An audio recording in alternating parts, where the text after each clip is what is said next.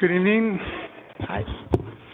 Members of the public are encouraged to participate in meetings by, one, accessing the webcast at www.cityofclovis.clovis/agendas, or two, providing written comments at same website, and three, participating by phone or fork, coming to the City Council meeting in person. I will call the meeting to order. The flag salute will be led by Councilmember Moatua. Join me in the Pledge of Allegiance. Ready? Salute. I pledge allegiance to the flag of the United States of America and to the republic for which it stands, one nation, under God, indivisible, with liberty and justice for all. Will the clerk call the roll, please? Councilmember Ashbeck. Here. Councilmember Bessinger. Here. Councilmember Moatua. Here. Councilmember Whalen. Here. And Mayor Flores. And I'm here. First order of business will be presentations and proclamations, and first will be presentations by the local Miss America organization introducing Miss Clovis and Miss Clovis team. My accent came out. Hi, Council. Thank you for allowing us to come tonight. My name is Adam Smith. I'm director of the Miss Clovis program, and we have our Miss Clovis and Miss Clovis's outstanding teen. They were crowned on November 13th, so a little less than 2 months, and they've been so active in the community, and they're so proud to represent Clovis. And in the summer, they'll go on and they'll be competing for Miss California and Miss California's outstanding teen, and so we just wanted to have them come out and introduce themselves and talk a little bit about what they expect and hope to get out of their year. So I'll first introduce Miss Clovis, Callie Alday. Hello, everyone. My name is Kaylee Alday. I just wanted to take a minute and say thank you so much for having Kaylee and I. Yes, we're both Kayleys. But I wanted to talk about my social impact and what I'm doing here in the community of Clovis. I was born and raised here. I had a big family, but somebody in my life changed me. So my grandmother is my inspiration, and I wanted to take that into Miss Clovis. I've never done a pageant before. This is new to me. I was a dancer, but this is a different environment. But I wanted to bring somebody into my life and kind of spread that across Clovis.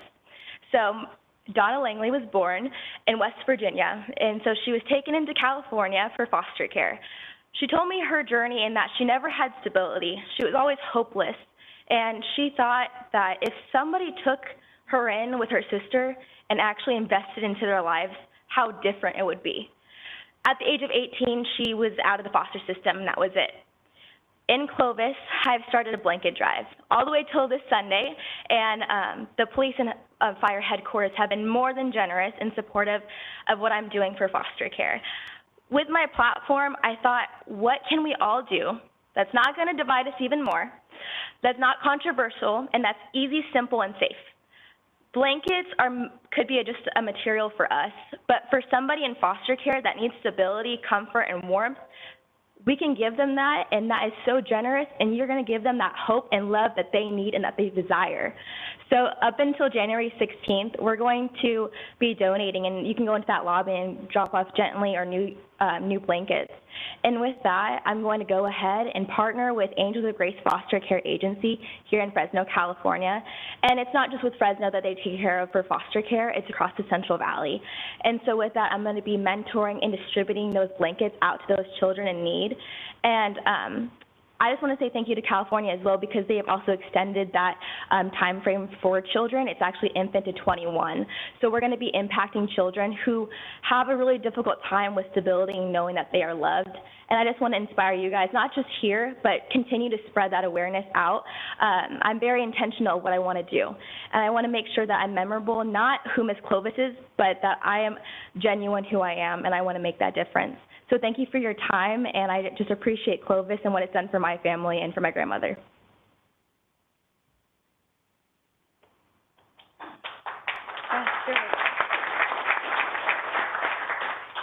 Hello, everyone. I'm so excited to be with you all today.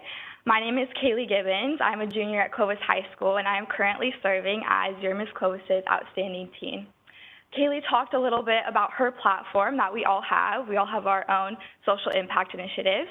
Mine is called Linking the Learning. This originated from a man that I know very well, and he grew up in the Clovis area. He grew up with a learning disability, and he was told countless times that he would never get anywhere in life, that he did not have the abilities to be successful, and that he would never make it past high school. He was destined to be a janitor. He now is serving as a superintendent of a local school district and is very successful. He's the one that started this organization. Linking the Learning gives opportunities to kids all around the Central Valley.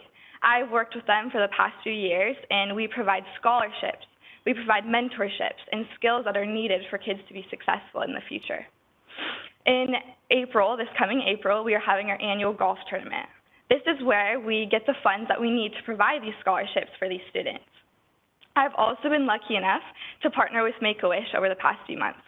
So some of these proceeds that we make in this golf tournament will also be going to funding this wish for a child in our Central Valley. I feel so lucky that I am able to work with the Miss America organization. It truly is wonderful, and I have learned so many skills that will help me in my future and help me be the most confident I can be. I love Clovis, and I love our community, and I'm so grateful for the opportunity I have to serve here.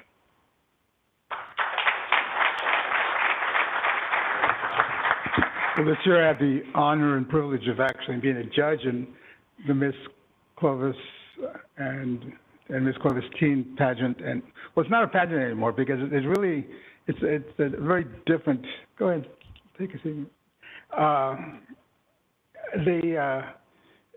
It is very competitive. The ladies that came and competed against these two young women were outstanding themselves, and it was hard for us judges to decide who should represent Clovis. And we also chose the two young women that represent Fresno. And I'm telling you, it was a hard choice to make. But these two ladies want to go on after their year of service and go into the medical field. That's their educational goal. So. And it's great to see that our school systems and our educational systems have produced these kind of young, intelligent, brave women that are courageous enough to do the things that they're doing now, and it's heartening. It fills my heart to know that there's young people like these two young ladies that will grow up and do something good for our community.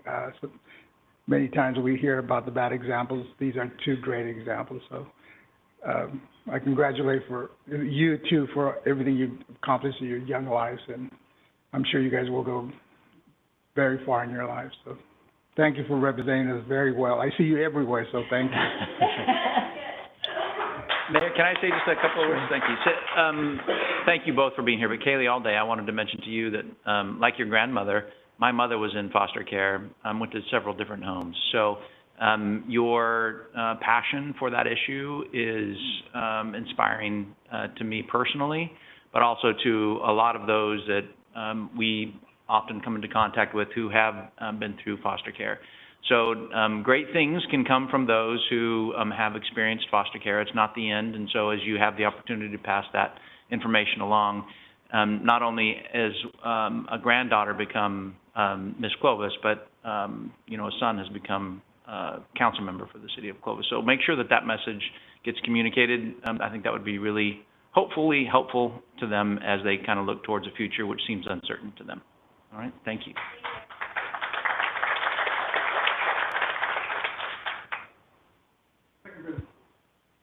Second presentation is a proclamation declaring January as National Slavery and Human Trafficking Prevention Month. Who wants to read it?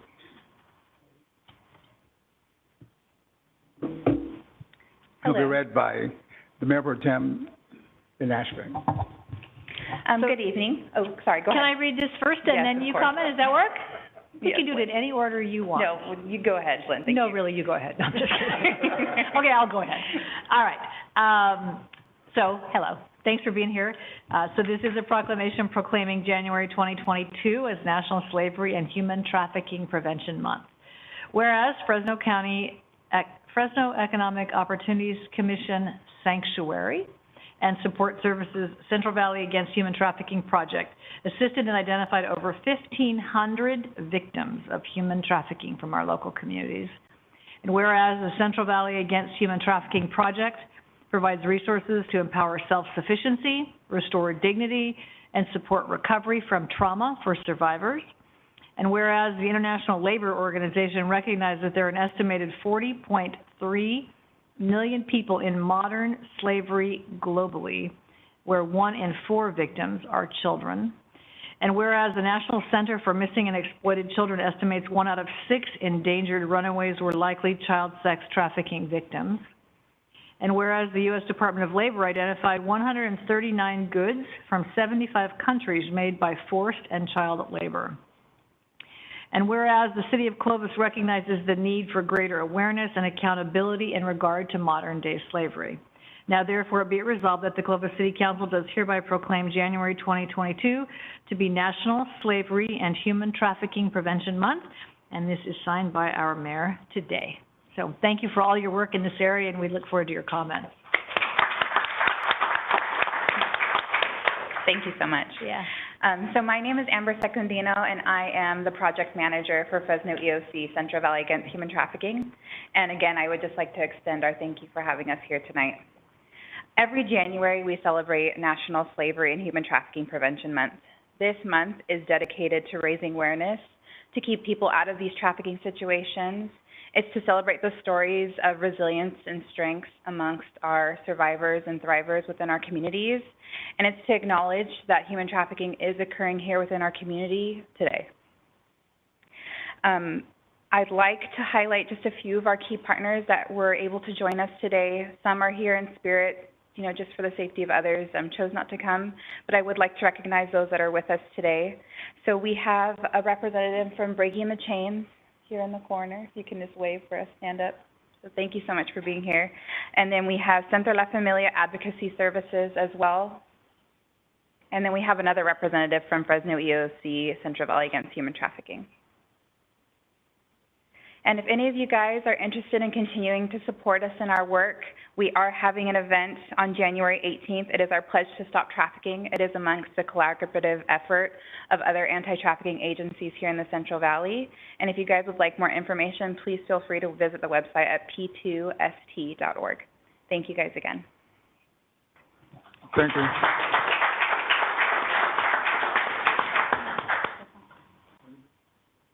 Come up and so we can.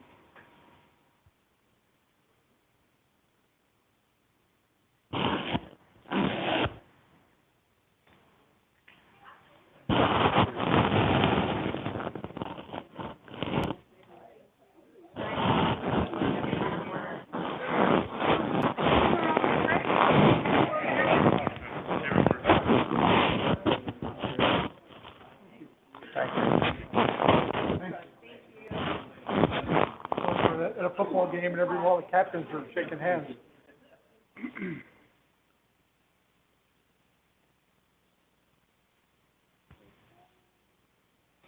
We won't breathe. We won't breathe. I know. It's hard to... Hold your breath. Hold your breath. Everybody hold your breath.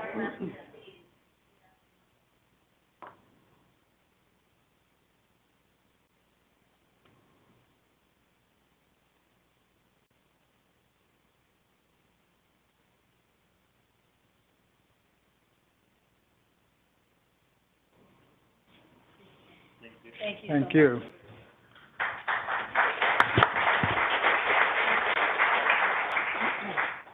Thank you a lot. Thank you so much for what you do. If I may, can we also get a photo with the Miss Clovis and Miss Clovis team? Only if I can borrow a tiara. Just kidding.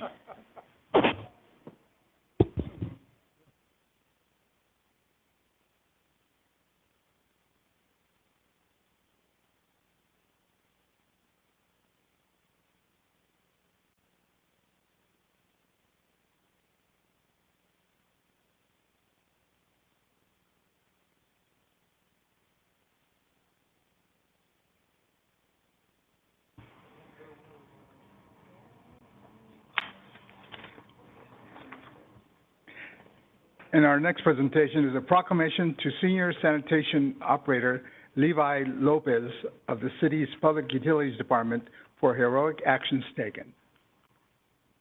And it will be read by Councilmember Bessinger. Thank you, Mr. Mayor. It's my pleasure to read this proclamation. City of Clovis proclamation honoring Levi Lopez for heroic actions taken. Whereas the winner of the Safe Fleet 2021 Public Safety Hero Award is Levi, or is it Levi? Levi. Okay, got it right. Lopez from the City of Clovis Solid Waste Division, and whereas Levi Lopez has been a City of Clovis Senior Sanitation Operator for over 14 years with 0 accidents. His safety record is impressive on its own.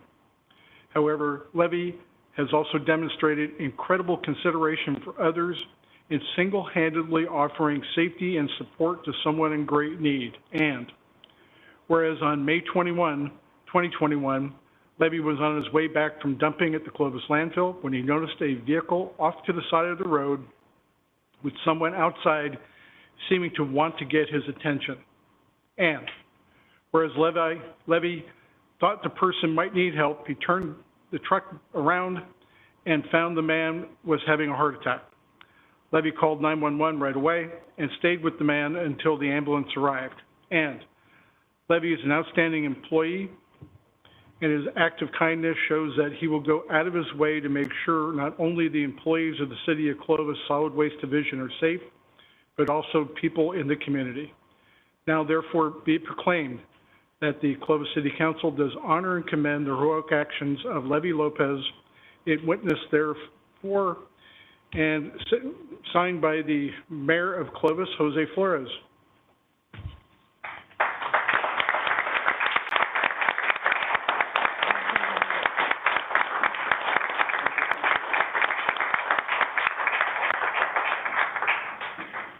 Good evening. My name is Yvette Rodriguez, Solid Waste Manager, and I'm also very proud to be here tonight to recognize Levi Lopez for his courageous act. Levi is a Senior Sanitation Operator in Solid Waste, and he's worked for the city for over 14 years. And he is an outstanding employee who cares about our community and reason for receiving this award tonight. It shows Levi's kindness to help others when in need. Levi acted courageously, I think we can all agree, by not thinking twice to help a stranger who needed medical attention immediately. So often we turn away, maybe not making the time to stop, and he totally did the opposite and took action. And it really is going to make me think twice and following my intuition. And so I just want to say we're really lucky to have Levi as an employee here at the city, and we appreciate all you do each day. So thank you. Thank you. And I think we're going to take a photo. Or oh, would you like to say anything? Sure. Good evening, Council. I am a little nervous, but I'm very humbled and blessed to be working for the City of Clovis. I know that I'm not the only employee, and I know that I'm not the last employee who will ever do something like this. Working for the city has allowed me to grow, and I wanted to thank the city for giving me the opportunity, but also for providing the training and the skills. I believe that this was part because of the city provided, whether it's CPR training or any other training that the city provides. So I'm very blessed and I'm very thankful. And I know, like I said, I know that I'm not the only one, the only employee, and I know that anybody else would do the same thing that I did. Because I would like someone to stop for me too if I ever needed help. So, but thank you very much. I appreciate it.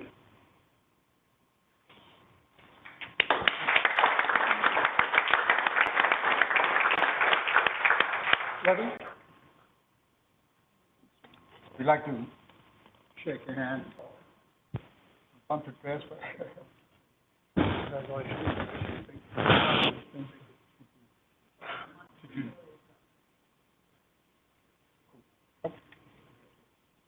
Levi, here's a little token. It's our challenge coin on behalf of the... Let's take a picture. And your family, come on up. This is what you've always wanted. My son Nathan. Thank you. Hi, Nathan. Hi. Thanks for sharing him with us.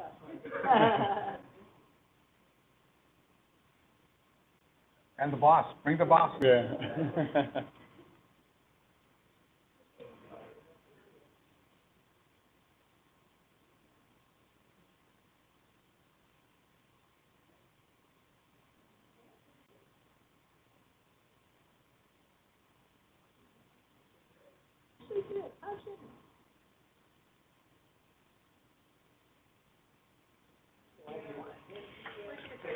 Thank you. Thank you. Jose, could I say something?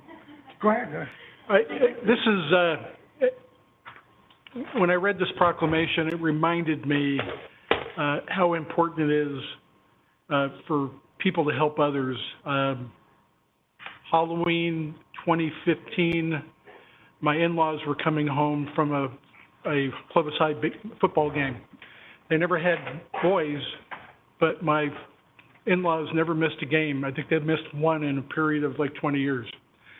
And as they were coming home, my father-in-law had a massive heart attack. And my mother-in-law, of course, she was panicked, and she saw a PG&E worker at the side of the road doing some work and stopped. And the PG&E worker did CPR on my father-in-law until the ambulance arrived. Unfortunately, he was too far gone at that time, and he died later that morning. But it's important for us to help other people. And I think Levy said it. It's easy sometimes to drive by because you don't want to get involved, but we all have to step in and help people. Thank you. Thank you, Levy, because, I mean, it's a way of life here in Clovis, and you exemplified it. Not everybody has that intuition that you see something and you put it all together in your head and you know you have to stop.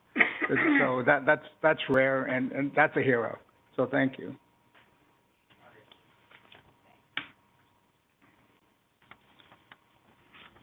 And to tell you how much we appreciate you, you don't have to stay the rest of the meeting. Because you're all like, should we get up now? Should we stay? Go, flee. Anyway, thank you so much. Okay, next will be public comments. This is the opportunity for the members of the public to address the City Council on any matter within the City Council's jurisdiction that is not listed on the agenda. In order for everyone to be heard, please limit your comments to 5 minutes or less and 10 minutes per topic. Anyone wishing to be placed on the agenda for a specific topic should contact the city manager's office and submit correspondence at least 10 days before the desired date of appearance. Anyone in the public wishing to comment on something not on the agenda? Sure. No.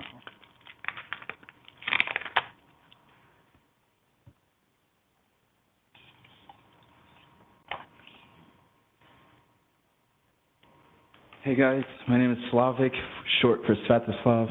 I'm homeless. My dad and I have been, Jacob, been through a lot. Cynthia, my wife, ex-wife, whatever, I'm not sure how to call her anymore, have been through more than enough for my soul. We have 4 kids though. We got married in 2015, so I'm homeless now. I made a thing today. I think it's quite profound. It's right here. You guys could kind of see it. It says, USA from Heaven, January 10th, Freedom, Svatoslav Pavel Stankovich. My grandpa was a pastor in Ukraine for 40 years. And then another paper, I'm going to give this to you guys can have it because it's, in my opinion, it's super profound. Tokyo right here. I mean, I think, I don't know what, but it says, what is freedom? It's a heart cry of desperation away. 2 Chronicles 7:14, you guys know what that says. If my people will humble themselves, pray and seek my face, and so on. Okay, so we got a land. We can share it, love it, not fight one another for it. Help each other with wood and concrete to make houses on it. And there you go. No need for forcings of expectations of payments. This land was made for you and me, from NYC to islands to California. You see, Psalm 24:1 says, the earth is the Lord's and the fullness thereof. The reason and Cynthia and I, with 900 square feet, 4 kids, an apartment, we'll do a factor, amen? We'll do a number on your life with no backyard, and the list goes on and on. Everything else within the scope of work is work and deserves pay for food, upkeepings, and other basic life needs, maybe car and stuff as well. But houses and land, that should be free. This land was made for you and me. Rent, mortgage, right? Rent, morgue, you guys know what a morgue is, death system, right? This, Darren, will solve almost all homeless crisis situations, marital strife situations, no money for bills, and so much more. I inaugurate this, I don't even know why I said this, but this new law of glory and grace upon the whole of the USA. If anyone's 18 years old or above has the right to have their own home and be supported by inhabitants of this land of all kinds for the help in building and picking and choosing of a piece of land, all free of charge. Greed and whoredom of houses and lands must leave the USA. In other words, having more than you need. Please and thank you in Jesus Christ's mighty name. Amen. Pavel, a true USA representative from 1989. Which is when I came here from New York City, 32 years, and I'm 32 years old.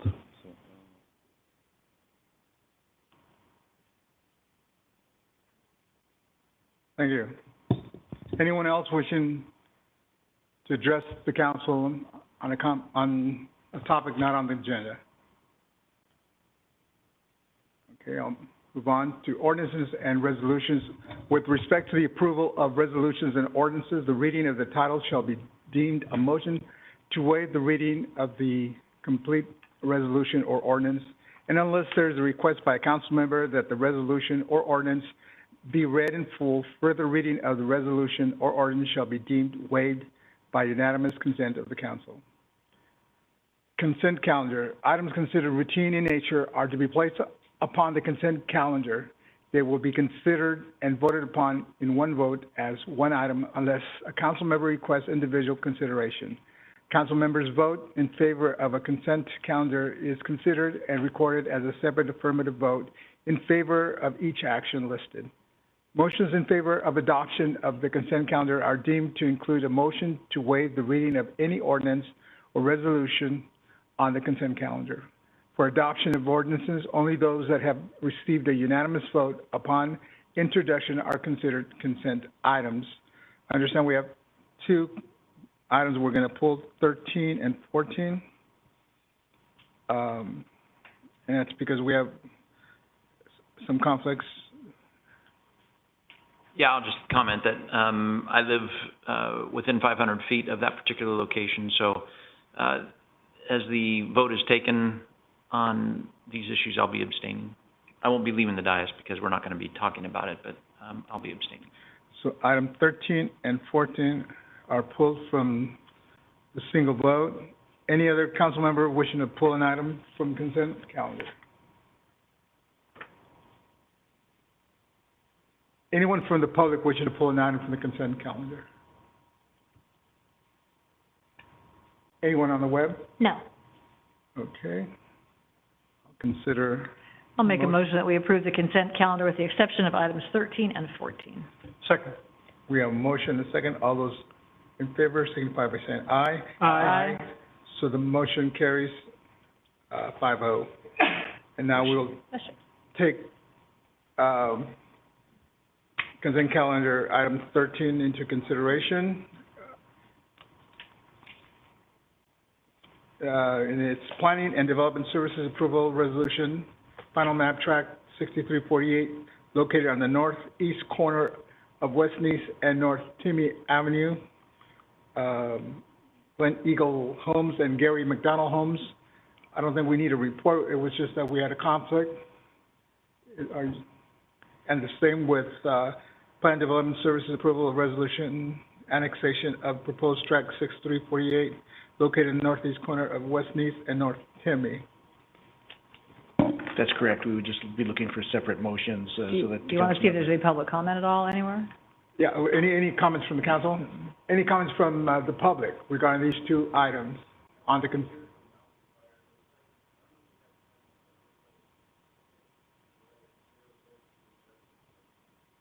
if you want to make a comment, you'll have to come up to this podium so we can hear it and record it on our.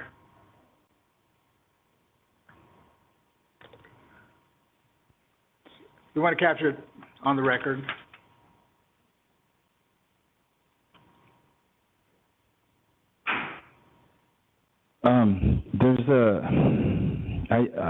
I work roadside assistance with Allstate for 3 years, and in light of my homelessness, there's a house that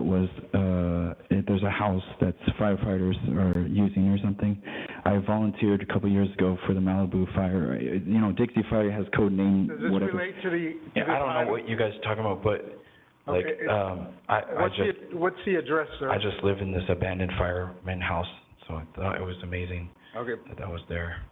But does it impact West Just Nice actually from yesterday. What? Does it impact the property on West Nice and North Timmy? What's that? I don't know what that is. Okay, so we're talking about two different things, so. Maybe. Okay. But do you have anything specifically on this property? Any comments specific to this?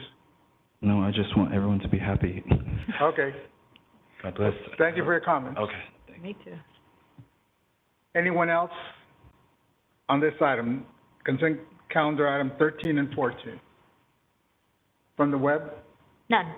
Okay. I'll make a motion that we approve this resolution, the final map, final map track 6348, located at the northeast corner of West Nice and North Timmy Avenue. Second. We have a motion and a second. All those in favor signify by saying aye. Aye. The motion carries 4 ayes and 1 abstention. Next item, 14. And I'll make a similar motion that we approve the resolution of the annexation of proposed track 6348, located at the northeast corner of West Nice and North Timmy Avenues to the Landscape Maintenance District Number 1 of the City of Clovis. Second. We have a motion and a second. All those in favor signify by saying aye. Aye. Motion carries 4 with 4 ayes, 1 abstention. Going on to administrative items. Administrative items are matters on the regular city council agenda other than public hearings. Item 15, consider approval of a resolution to update on the 6th cycle housing element process and consideration of partial participation in a multi-jurisdictional housing element effort. Staff member will be our city planner, Dave Merson, and associate planner, Lily Shaw. Thank you, Mr. Mayor, members of the council. As you noted, the purpose of this evening's discussion is really a twofold. First, we'd like to give you an update relative to the status of the 6th cycle housing element, which is the next cycle of the housing element that will be due. Our project manager for that is Lily Shaw, and she's going to be making that presentation here in just a moment. And then we'd like to talk to you a little bit about an opportunity to participate in a multi-jurisdictional effort, and talk to you about the potential for a hybrid approach, which is a little bit unique under these conditions. So at this point, I'll hand it over to Lily, and she'll walk through that presentation, and then I'll come back and talk to you a little bit about the multi-jurisdictional element. Thank you, Dave. Good evening, council members. So as you all are aware, staff has been gearing up for the preparation of the city's 6th cycle housing element. The housing element is one of 8 elements that's required of the general plan and is overseen by the State Department of Housing and Community Development, or HCD for short. The purpose of the housing element is to identify and analyze housing needs in order to create housing for all economic segments of the population. The housing element is to be updated every 8 years, and currently the city is within its 8th year for the 5th cycle housing element, which was adopted in 2016. The 6th cycle housing element is due for completion and submittal to HCD by September of 2023. So this here is just a brief overview of the preliminary schedule that we had established for the 6th cycle housing element update project. you'll see that for the most part in the last year, staff has participated in the arena development as administered by the Fresno Council of Governments, or FCOG. At the end of January, we will be kickstarting the preparation of the draft housing element, and that is expected to run through to April 2023 or spring of 2023, and then subsequently will be submitted, the draft will be submitted to the Planning Commission, City Council, and HCD for review later that spring. Final approval of the housing element is to be submitted to HCD in September of 2023. So in January of last year, Council approved the contract with Ascent Environmental for the housing element work. The scope of work obviously includes the preparation of the 6th cycle housing element. And in addition to that, Ascent will be helping the city with the annual progress reports for the housing element, and also it had advised the city staff through the RENA subcommittee process, which concluded late last year. The contract with Ascent considered the potential for participation in a multi-jurisdictional housing element, and therefore did anticipate the possibility of the need for rescoping and adjusting as necessary. So if needed, staff will be returning to council for an update.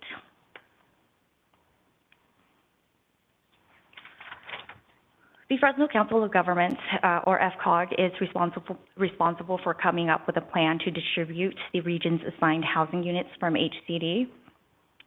And through that process, coordinated with Fresno County jurisdictions, as well as the Fresno County, to come up with a fair allocation methodology, in which we participated in the RENA subcommittee all of last year. After the 6 meetings, the subcommittee was able to come up with settle on a methodology that that members see that would best fit the region, and that's for obviously allocation of the housing units. The methodology is currently under review by HCD, but we did receive notice a little earlier this afternoon from FCOG that there were some comments and some updating that would be required.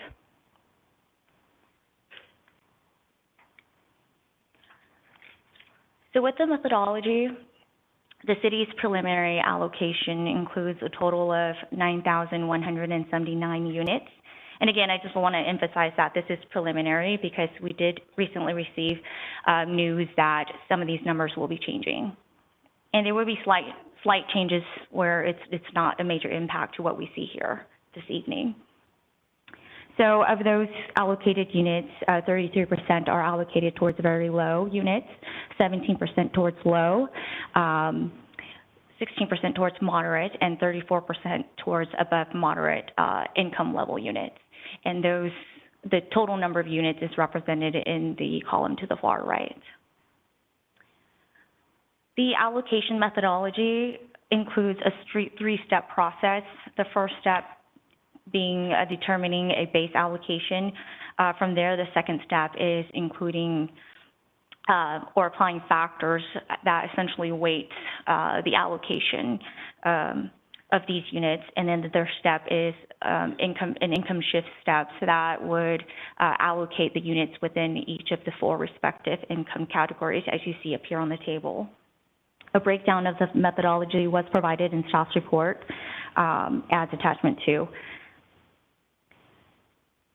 So after final approval of these numbers, they will be incorporated into the city's 6th cycle housing element. That's pretty much where we are at today with the housing element project. With that, I'll go ahead and pass the presentation back over to Dave to go over the multi-jurisdictional housing element opportunity. Can I ask some questions before Dave makes his presentation, Mayor? Thank you. So Lily, thanks for your comments related to this item.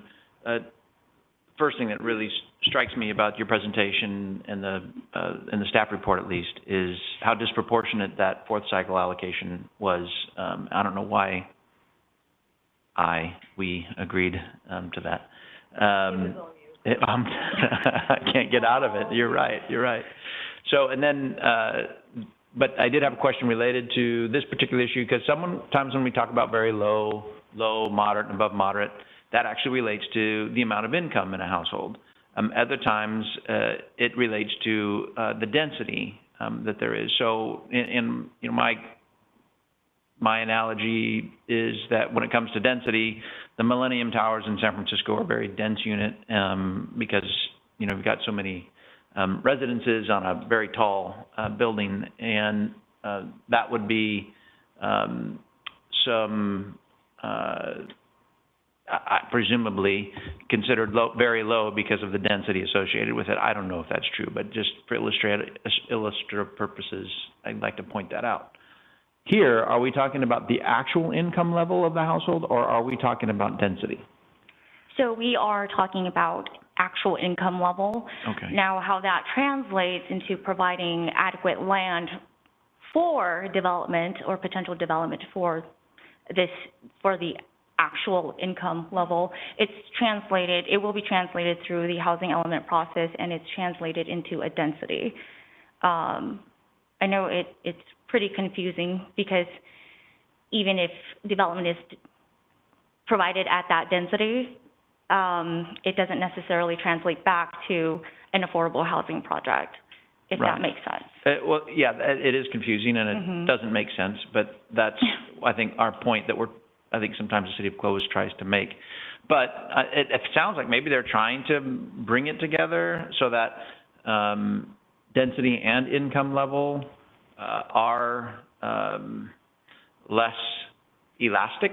And so we're not necessarily assigning an income level then when it comes to who can purchase these particular homes.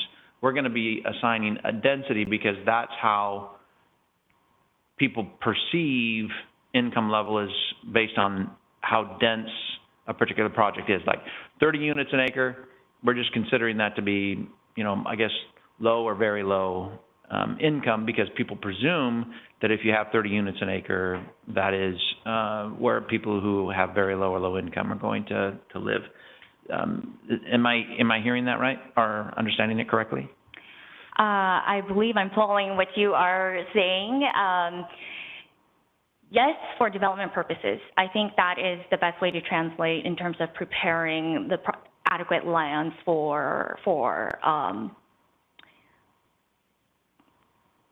in terms of translating higher density should equal very low.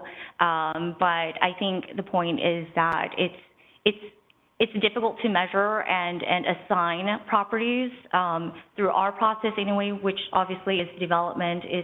That's the way the state is translating it now, and so we're just essentially following that guideline, in that we are, in order to provide the adequate lands for possible development for these very low income, they assume it would be a higher density. So do we have a density figure yet for very low or moderate or above moderate yet? Dave? I think the presumptive density for low and very low is going to be, probably it's going to be 30 units an acre. That was the initial discussion based on the city of Clovis' current population. I don't know that there are presumptive, at least I don't know if there are presumptive densities for the other income categories. And Lily was right on point as she described sort of the answer to your question was, you know, are we looking at density, or are we looking at affordability? And the answer to both is kind of yes.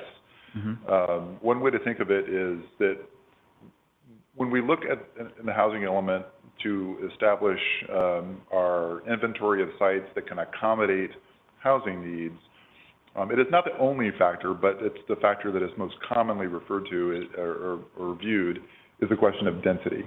So we need to show that we have enough land designated for high density sites in order to accommodate our low and very low income numbers. Over time, when those sites get developed, if the product that is developed is not available to low and very low income earners, then those sites effectively come out of the inventory and we have to replace them. Okay. So on the front end, we're looking at density as a reflection of likely affordability, but again, now the state law changed. I think it was roughly 2018. So we have to monitor those sites, and as they build, they have to be actually available to the residents in those income categories. Okay. And so one of the issues that we've discussed frequently up here, at least in the dais, is that as we build up, in order to meet the densities of 30 units an acre, it costs more to build up. And so that seems to be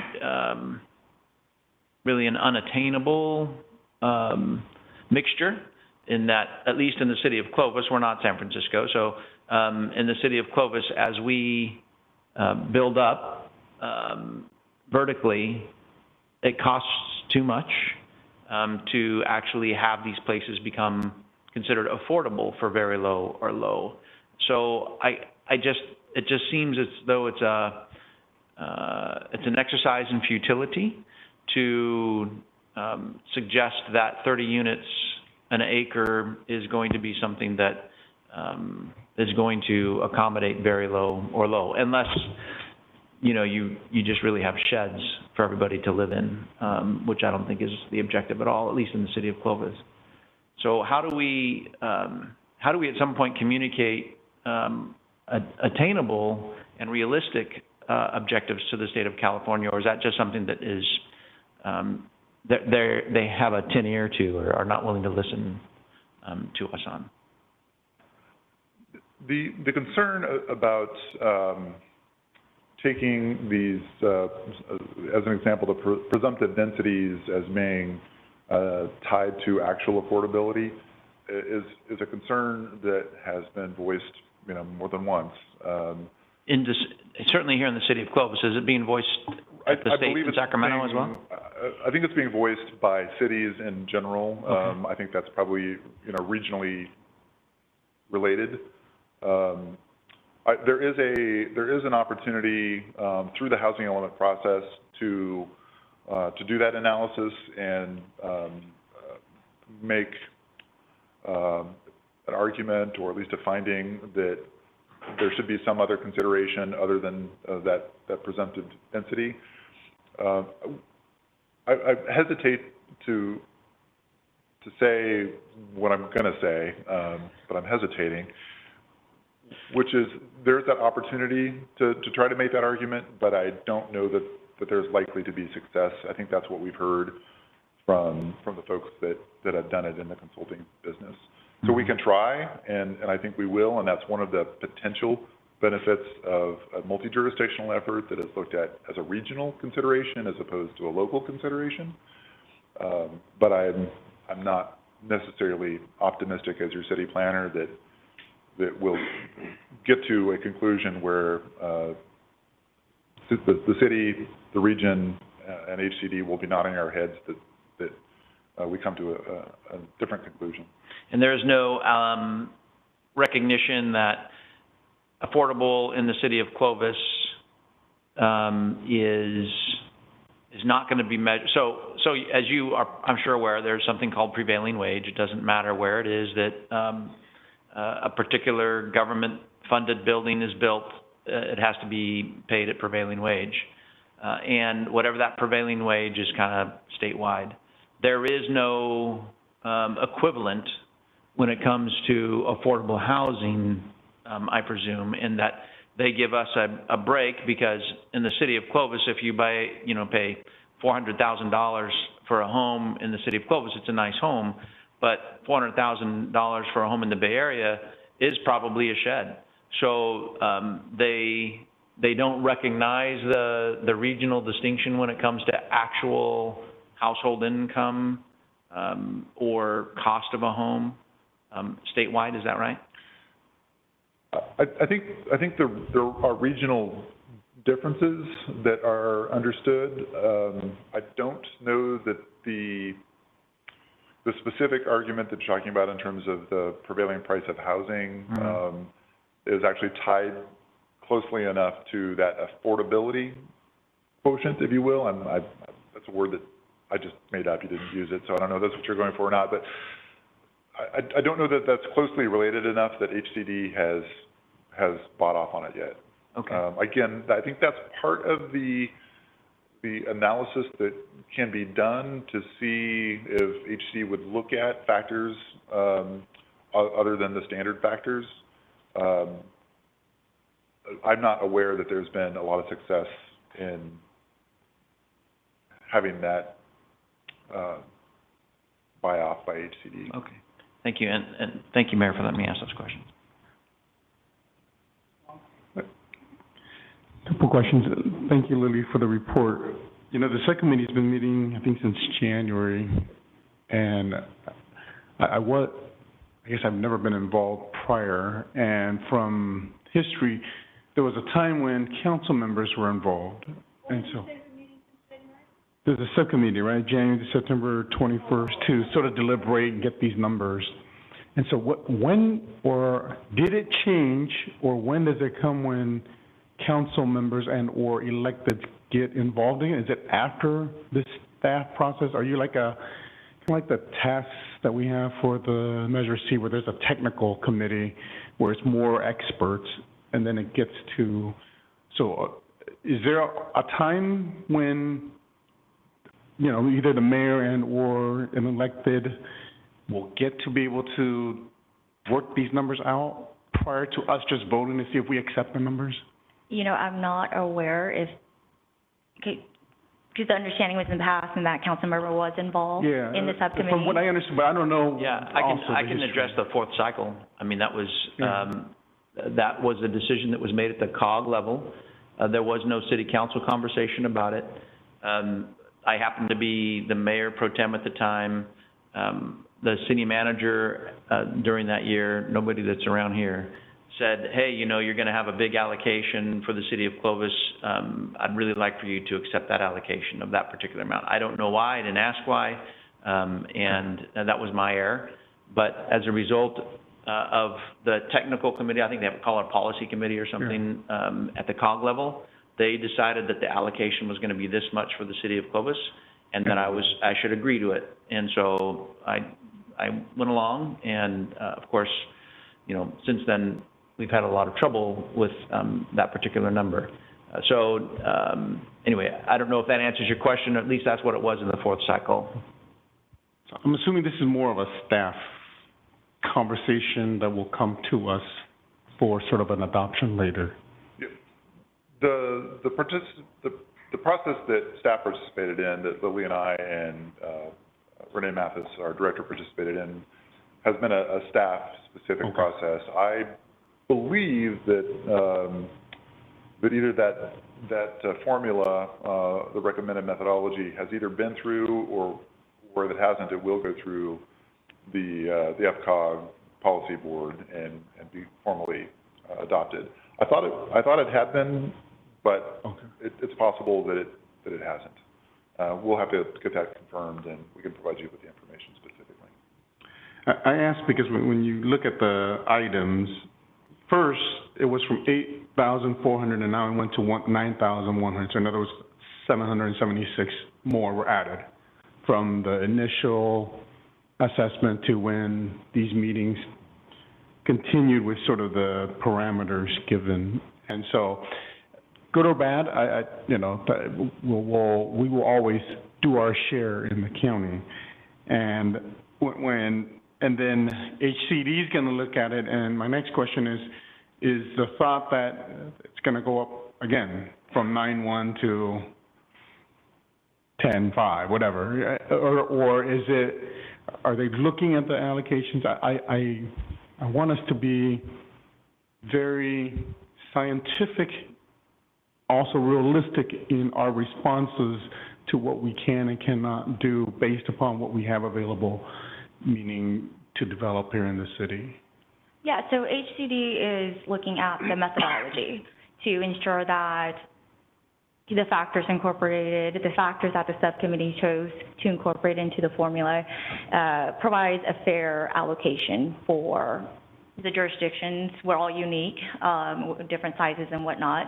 But I will let Dave provide you a little bit more information of the notice we received earlier from FCOG, just on the updates from HCD on these potential changes that will be occurring, slight changes. Yeah, so we reported this number as a preliminary number. When we wrote the report, we didn't know that we would be getting feedback.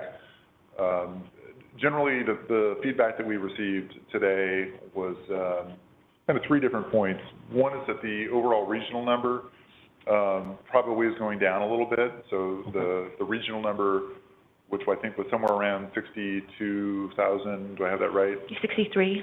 Yeah, 62, 63 is looks like it may be going down to somewhere in the 58,000 range. So it's going down a bit overall. One of the components of the formula that had the effect of increasing Clovis's number a little bit, HCD said was kind of contrary to the intent of RENA. They suggested that it shouldn't be considered.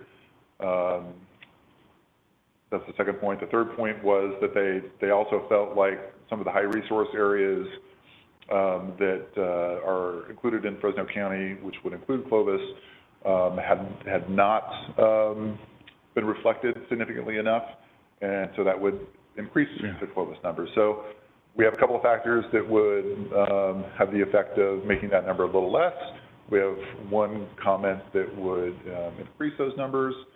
We don't quite know where that's going to land yet. We also have the consideration that Fresno County is looking for some relief on their numbers, which I think might have been the case in the fourth cycle as well. So there's a variety of factors left still at play. We will not really have a number until, at least a fully vetted staff number, until we can get through the latest set of comments. Would you mind repeating the second point? I didn't follow the second. I got the first point from COG feedback. I got the third point. What was the second point you said? The second point was one of the adjustment factors that was applied to get us to the numbers that are shown on the screen there. HCD didn't like, basically. They said it was contrary to sort of the purpose and intent of the distribution formula. And so they suggested or required that it be taken out, to be blunt. So if that was considered, that factor would have an effect of lowering our number a little bit, but that emphasis has to go somewhere. So they take out that allocation, they've got to put that emphasis somewhere else. And so we lived this for many months, so I don't expect it to make a great deal of sense to the council after only hearing us try to explain it for 15 minutes. I guess all I would say is that it's kind of the weighting factors, the way that the adjustments are applied. If one weighting factor is reduced, then another one has to be increased. So the total weight remains at 100%. Just the nature of the adjustment factors, most tend to have an effect that increase Clovis's number because we are a high resource area, and that's consistent with the state law that needs to be considered. Well, I agree with you. Looking at those factors, I mean, the one that has the highest 35% is percent of non-vacant units, and that's us. We don't have many vacant units, and so because of that, you know, we're going to get a big load of it because we scored very high on that. So in other words, desirable locations are going to get more allocations. And then percent of unrestrained land is the next biggest one. And so that's the point I want to talk about, because that relates to sort of number one up there. It says you can include projected growth, but you have to exclude the sphere of influence area. How is that defined? Because we have a sphere project that is there, but yet you can't include that. So what is a projected growth versus a sphere where a master plan might be in the works? Councilmember, that's a good question. I don't know that we're going to be able to get you the kind of in-depth answer that you're looking for. Most of those discussions were probably 6 months ago, so I don't really remember the detail. There were both factors that included consideration of growth in the sphere, as well as those that were based on population projection that was not in the sphere. Those factors were added to kind of try to balance competing concerns to some degree.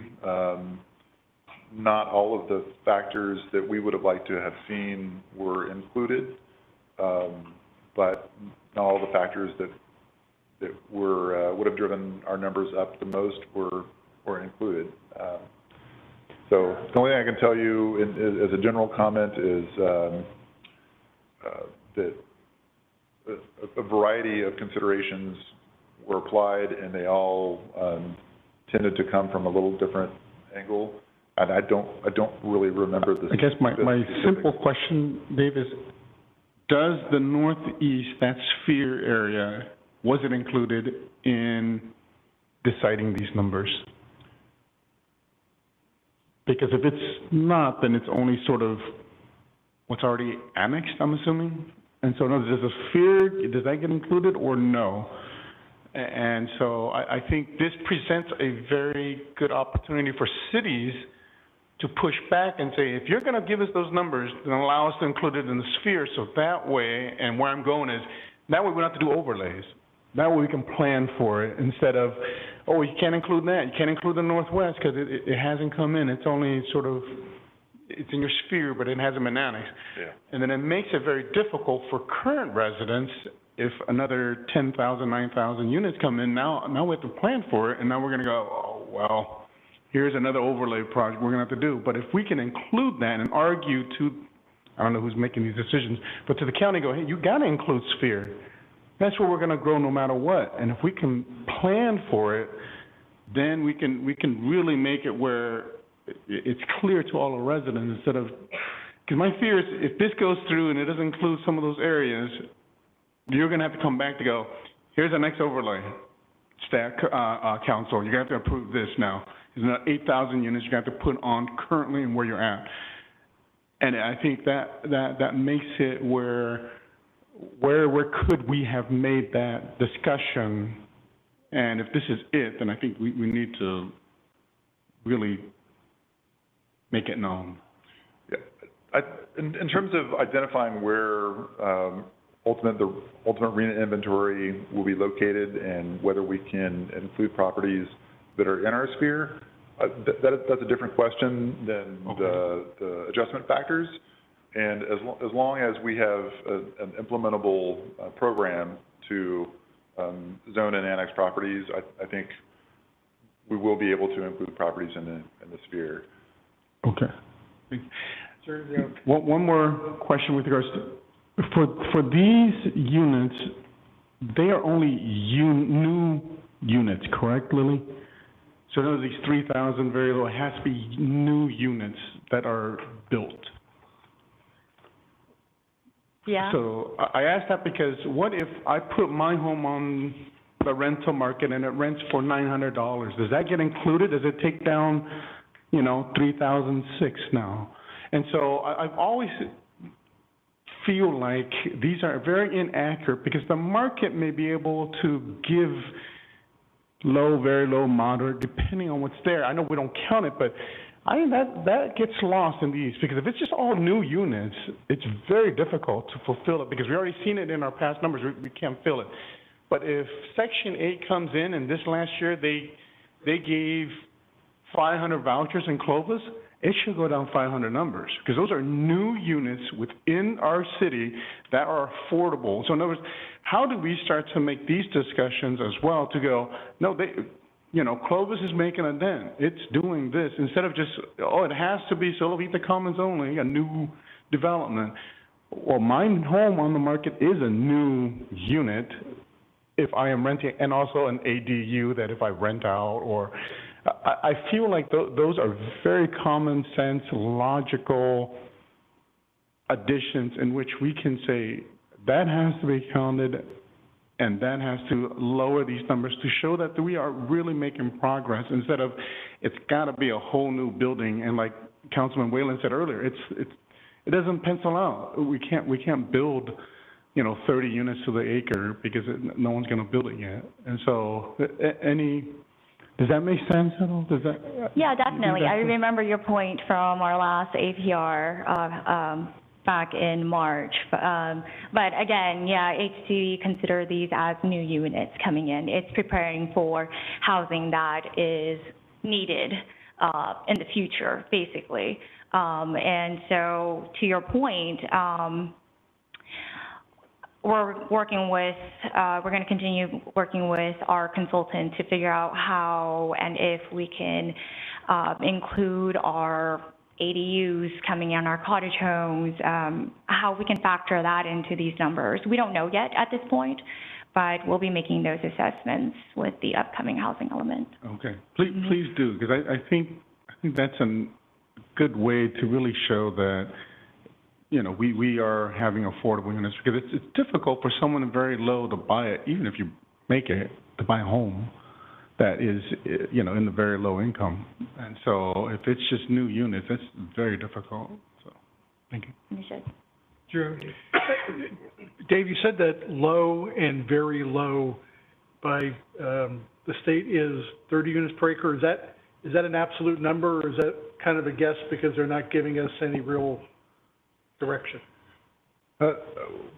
When talking with our consulting team, they've described that based on our population, our current population, that our inventory will need to plan for 30 units an acre to accommodate the low and very low income. And when they talk about the financial component of it, what is that? Rent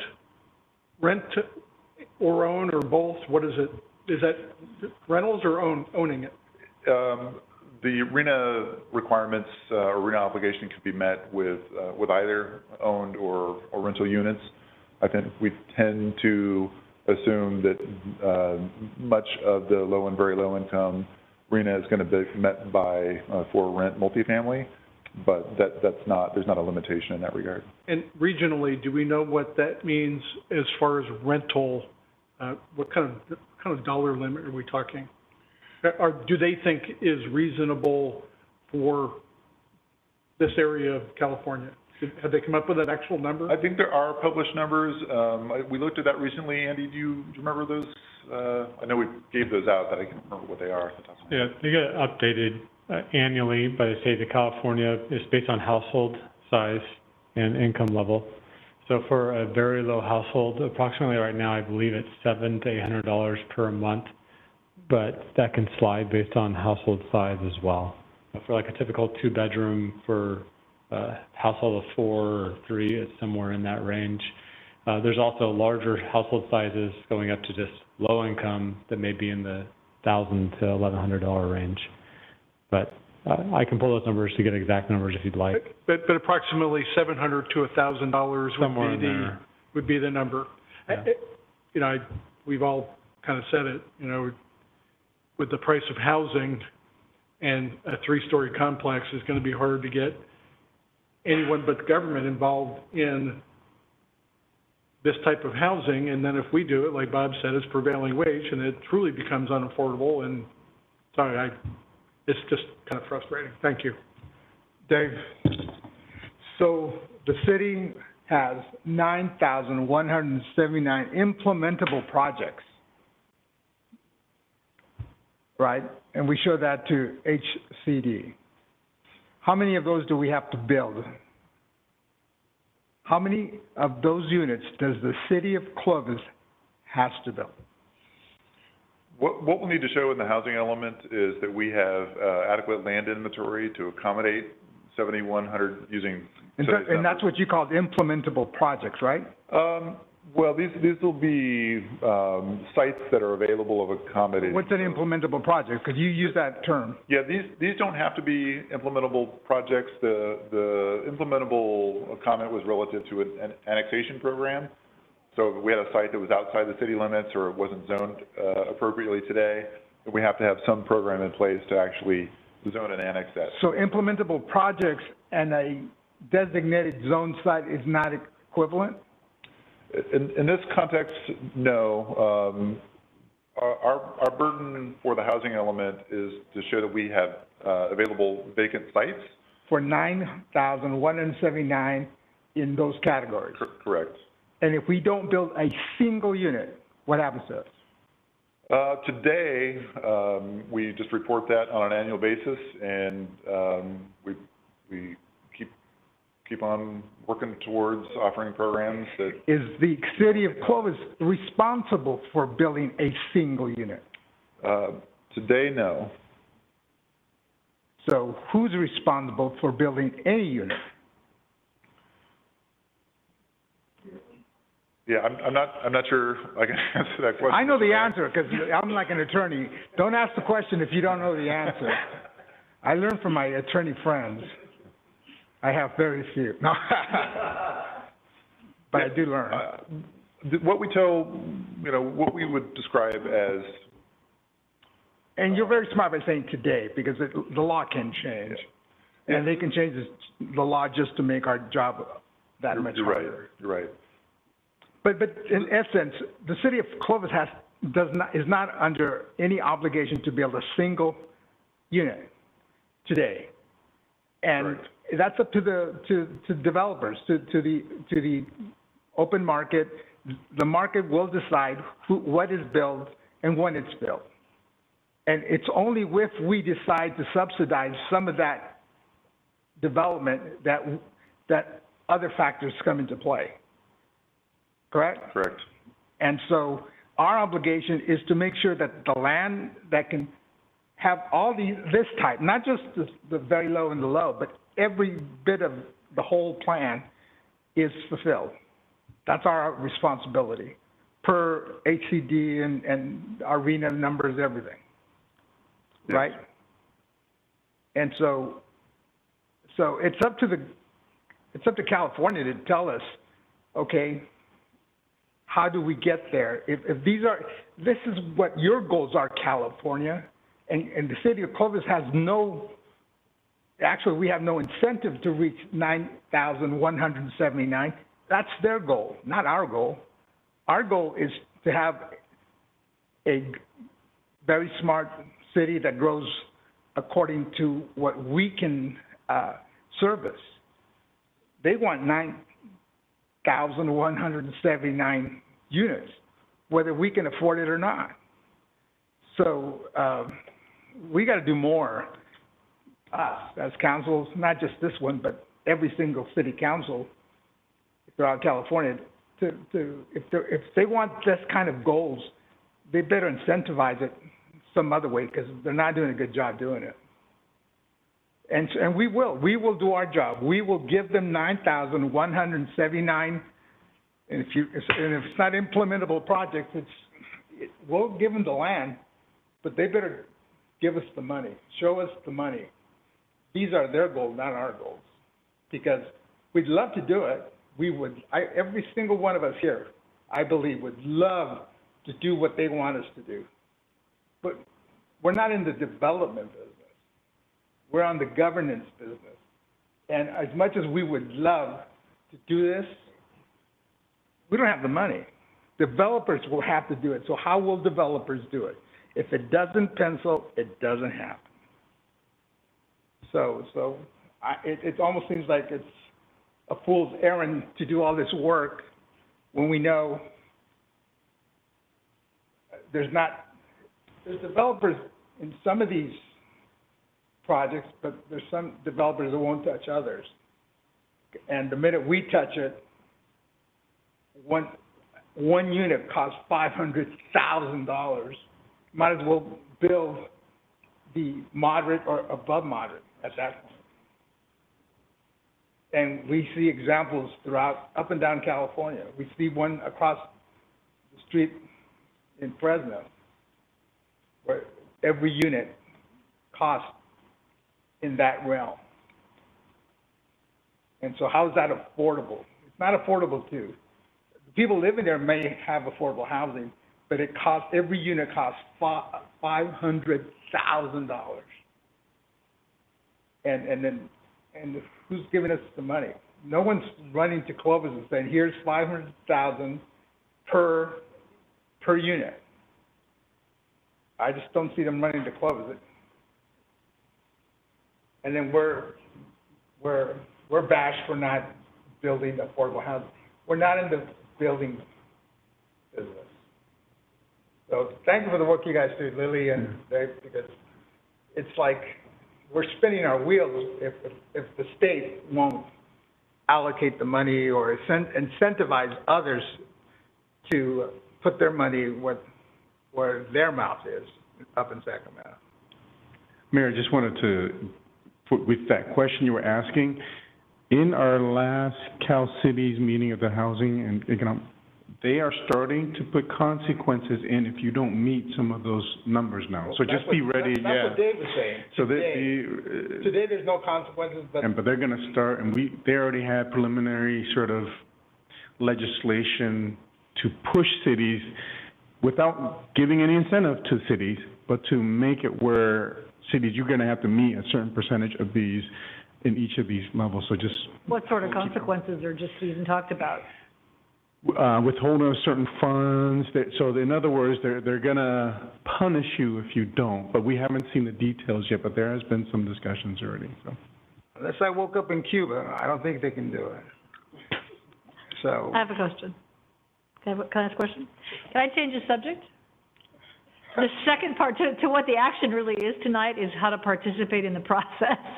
And are you going to talk about that, or do you want to talk about that first and then ask a question about that? I'm here for you. So Well, I think that, so to me, the numbers are important, but the question really you're asking is, are we in? Are we not? Are we going to propose some kind of hybrid way for us to engage? So one of the things I was thinking about was, well, to be in, it's probably good to be in when the numbers are done, but we've already done the numbers, so we got that. Like, that's good. I think to be in a collaborative around fair, whatever fair housing means, would be better to be in a whole. But then you all list some drawbacks to to participating. So I just wondered, can we just talk about that a little bit? We've done it as a collaborative, I think, the last couple of cycles, yeah? So, do you have you want to talk about that at all? Or your recommendation is there appetite for cities to kind of opt in only partially? If everybody does that, there's really not a collaborative at all. So what's the appetite around that? Yeah, let's talk about that briefly. Why don't we go to the next slide? I know, you guys don't follow any instructions. You are so much work. I'm used to it.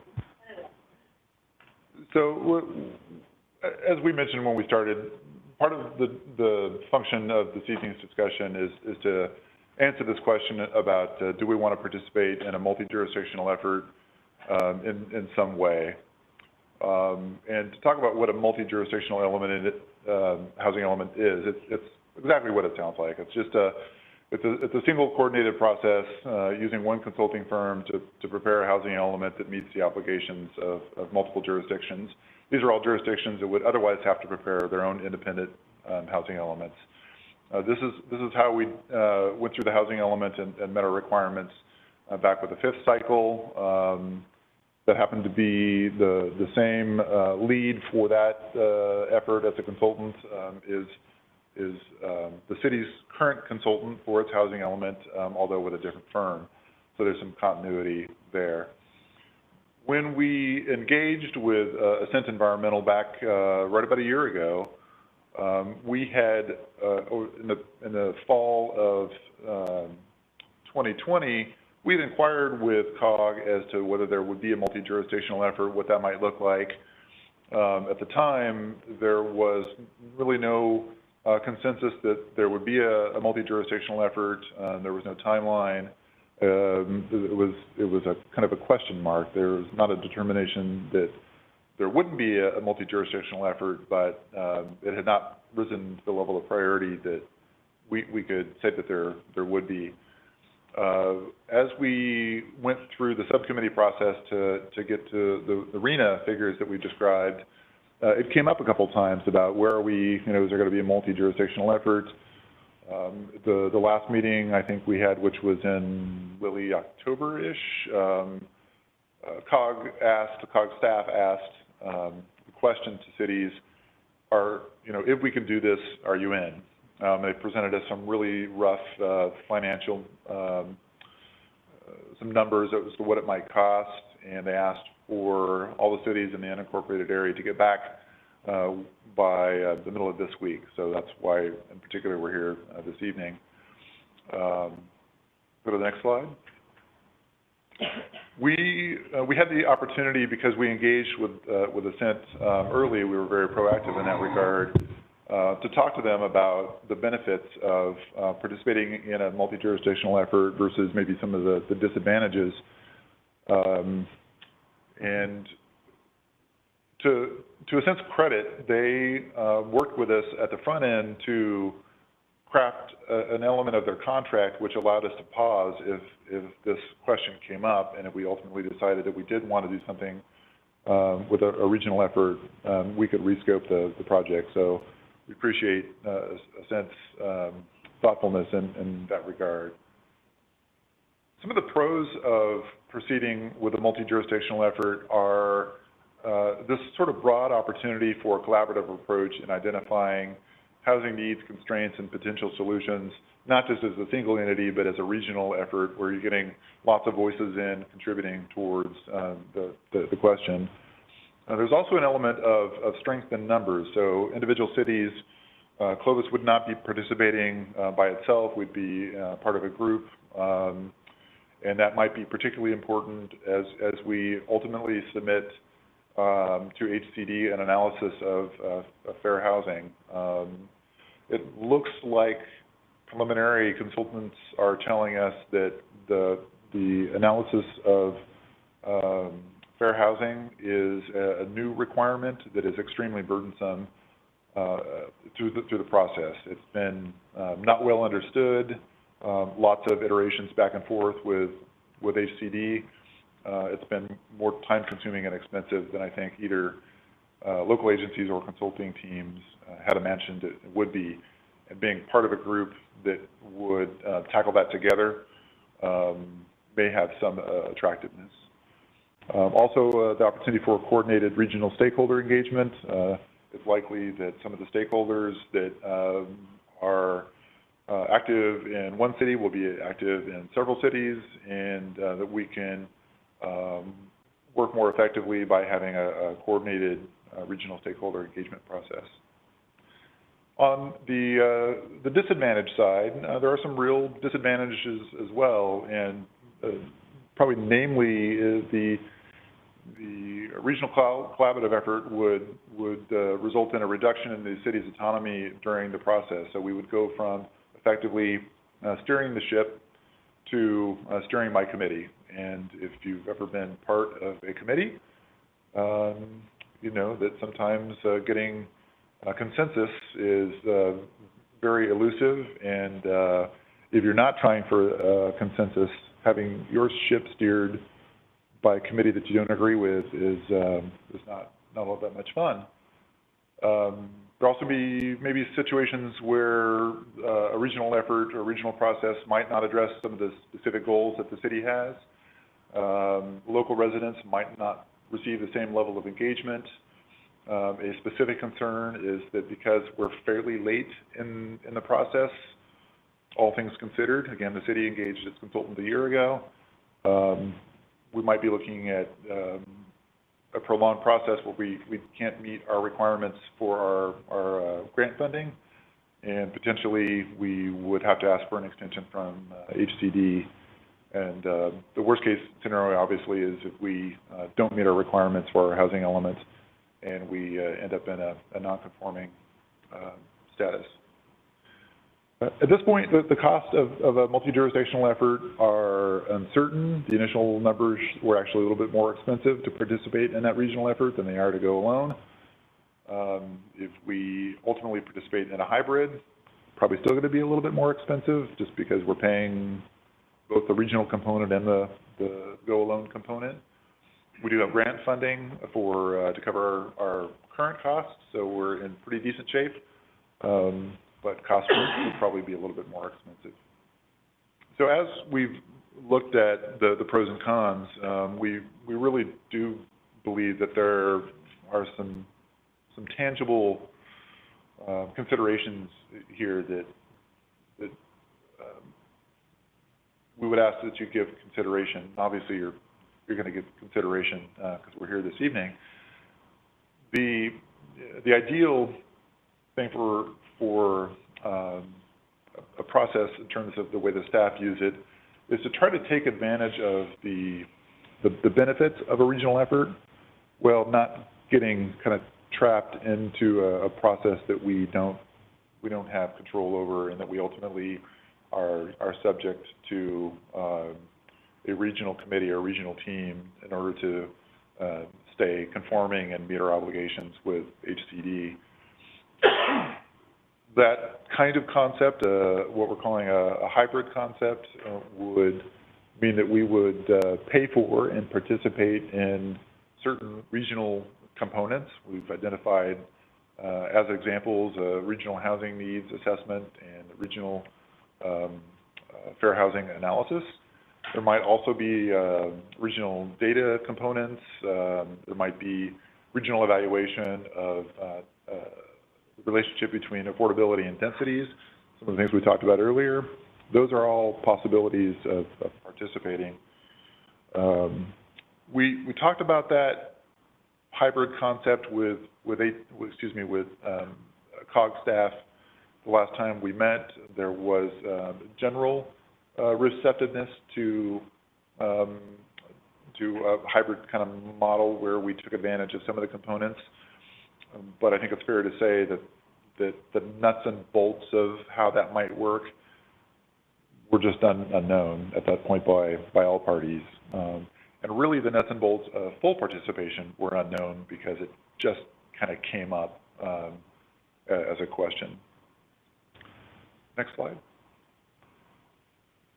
So what staff has recommended to you this evening is that you authorize staff through the adoption of the resolution to seek partial participation, again, in a hybrid kind of model, and that we continue to work on an independent housing element taking advantage of all of the components that can realistically get done. And that would have to come back to you. There would be a participation agreement, I'm sure, because there would be a funding element, most likely. Today, where we stand is that we think a hybrid model is a good idea. We'd like to take advantage of it. But unfortunately, neither your staff or COG staff or the consultants can tell us exactly what components would be available, how much they'd cost, or when they're going to be done. And we can't tell you for those reasons that this hybrid model is feasible. So we'd like to do it. We'd like it to ensure that we can feasibly participate and incorporate the information. But if that is in doubt, then our recommendation to you is go full speed ahead on an independent housing element and make sure that we can meet our requirements both with the law and administratively with HCD. And that won't prevent us from working collaboratively with the COG group, if there ultimately is one.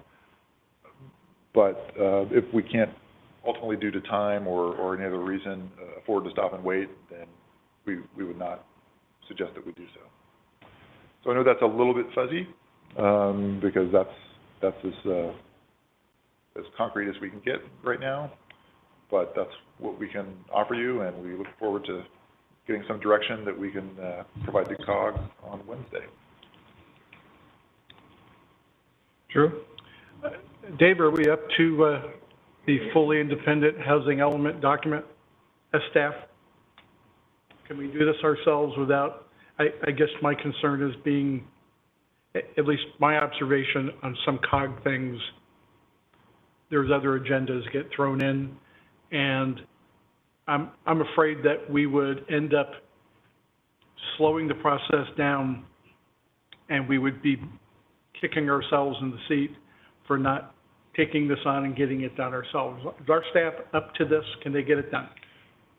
Yes, I mean, we engaged early. We have an extremely qualified and experienced consulting team. When we started this process, we fully expected to go on our own and finish without participating in multi-jurisdictional effort. If it makes sense and it benefits the city to participate in that regional effort, then we would recommend that we do so. But we prepared from the beginning to go independently because that's what we thought. Right. Thank you, Dave. Bon? The regional process and our own process, can the regional potentially change the numbers and place numbers on us different than what our own independent process delivers, or? No, once the RENA figures are set, then that will be the stationary target for all the agencies that are preparing their housing ordinance. Okay. Then, I think we are way ahead of the game, and the work that Lily, you and Dave have done are commendable already. You guys were already working ahead, so just keep going.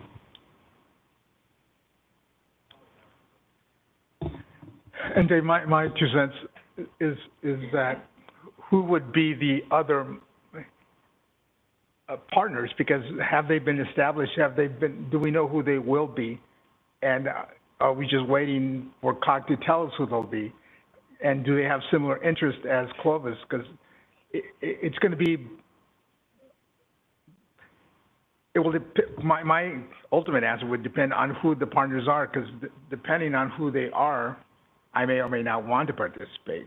And what do you mean the other jurisdictions. Oh, the other cities that opt in. Yeah, because with some we might have a lot in common. With others, we have nothing in common. So why are we partnering with cities we have nothing in common? And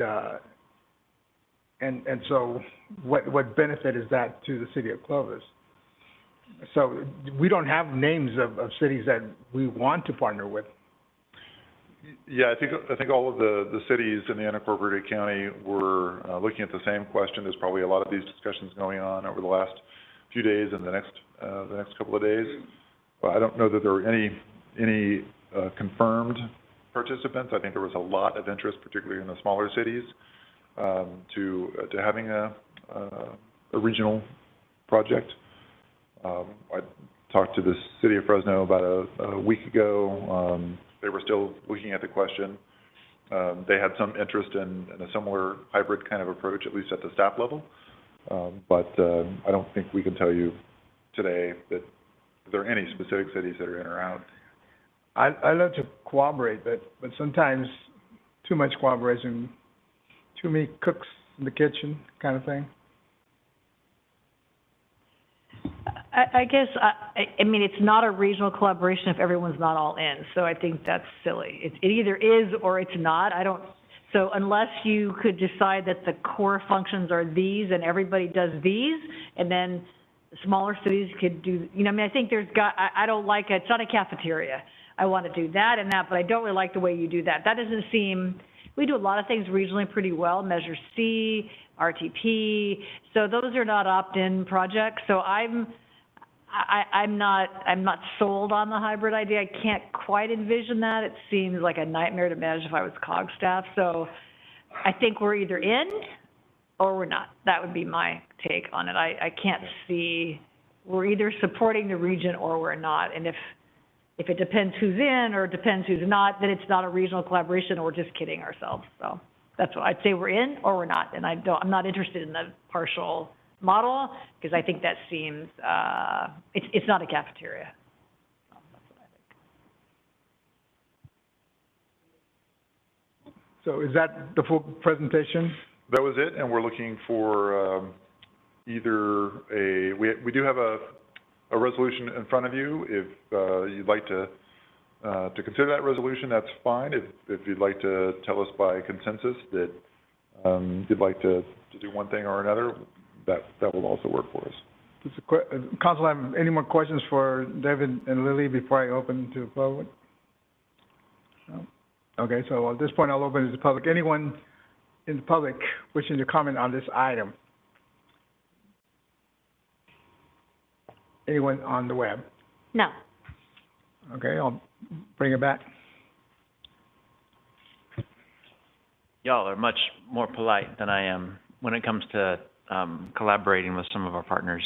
So I'll probably just keep my comments brief. I found the city of Fresno to be an unreliable partner. The county of Fresno historically has been unreliable, but they're starting to become more reliable. Love to help out the smaller cities if we can. But to Lynn's point, if we all agree with Lynn in that if we're not all in, then it's not a collaboration, then I'm not in because I don't want anything to do with the city of Fresno. So that's my view.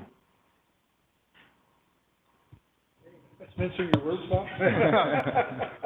Tell us what you really think. Okay, Vaughn? No, I just wanted to commend Lily and Dave for, this is a difficult topic. It took me a long time to really understand it and to still just digest our role in this entire process of the housing element and our duties. And so keep up the great work. And with regards to the participation, I think we're too far along to go back. And so just continue working to finish with our consultant that you're working with. And I think that I'm very comfortable with that. Drew? I also think we're too far along for us to put ourselves hostage potentially to a process which gets derailed. Some of the smaller cities will be talking about inclusivity and justice and environment. This is the housing element. I don't think we can get drugged down into the minutia of other things. And I mean, to Bob's point, helping the smaller cities, I totally, we can share stuff with them. But I think we're too far along to permit ourselves to get pulled out and potentially get in the grease with HCD because we get slowed down.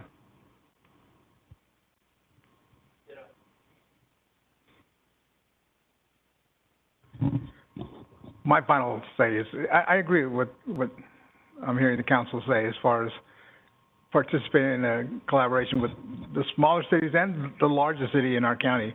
We're uniquely positioned as we're big enough that we can hire. I say this all the time. We're big enough where we can hire professionals to do the job and know how to do the job and do a great job. And yet we're small enough where we're nimble and we can move around and take care of business quickly and do it right. And that's where we probably are better than Fresno, and that's how we're definitely better than the smaller towns that don't have the staff like we have. And to collaborate with either end of that spectrum will bog us down. And we're in trouble already with the state when it comes to this type of these numbers. We got to do them right. We got to do it right for Clovis because we don't want to be in that situation anymore. We got to, I think our staff is well aware of all the issues that our state is facing, knows the issues of housing and how it relates to our city, our region, and the state, and could do a better job than if we unite with other cities. And I'm with Lynn. It would have to be everybody, and we're all together, or not. It can't be a piecemeal kind of thing. So do we have an action item? It sounds like there's consensus. Yeah, there's consensus, right, We don't no, we want to do it alone. We're going to the cafeteria. We're doing this alone, but the action is that we would we would propose and pursue a hybrid process. I don't think that's what people are saying. I think we're gonna do it on our own. We're gonna take the risks that go with that. If we lose out on some negotiation because we're not at the table, we can't go, oh, shoot, we should have stayed. So if we're either in or we're out. But I don't think we're in the middle of helping this city but not that city. That seems too much for me, so I think. 15 had a resolution, so Yeah. we're not interested in the resolution, sounds like. So we don't have to take action, just. Okay, we already had a public, comment period, and you didn't, okay, so we can't take your comments anymore, thank you. Okay. So you have direction, or do you want, I think we have direction. okay.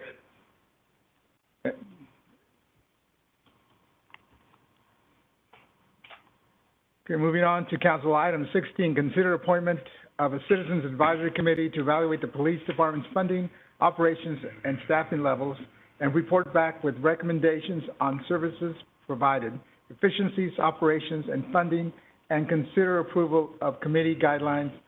Staff member is our city manager, John Holt. Thank you, Mayor, members of the City Council. As far as a brief history goes, next slide, please, just a reminder on how we got here. On November 8th, Chief Fleming provided to Council a State of the Department update for the Police Department.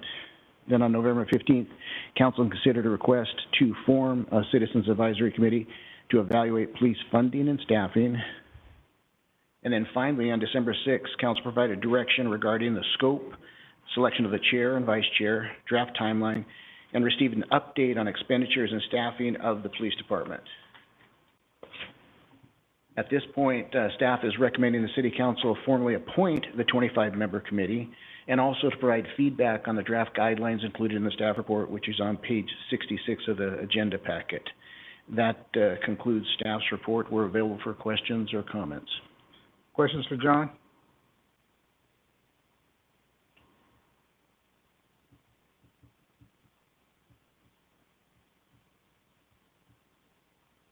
No questions?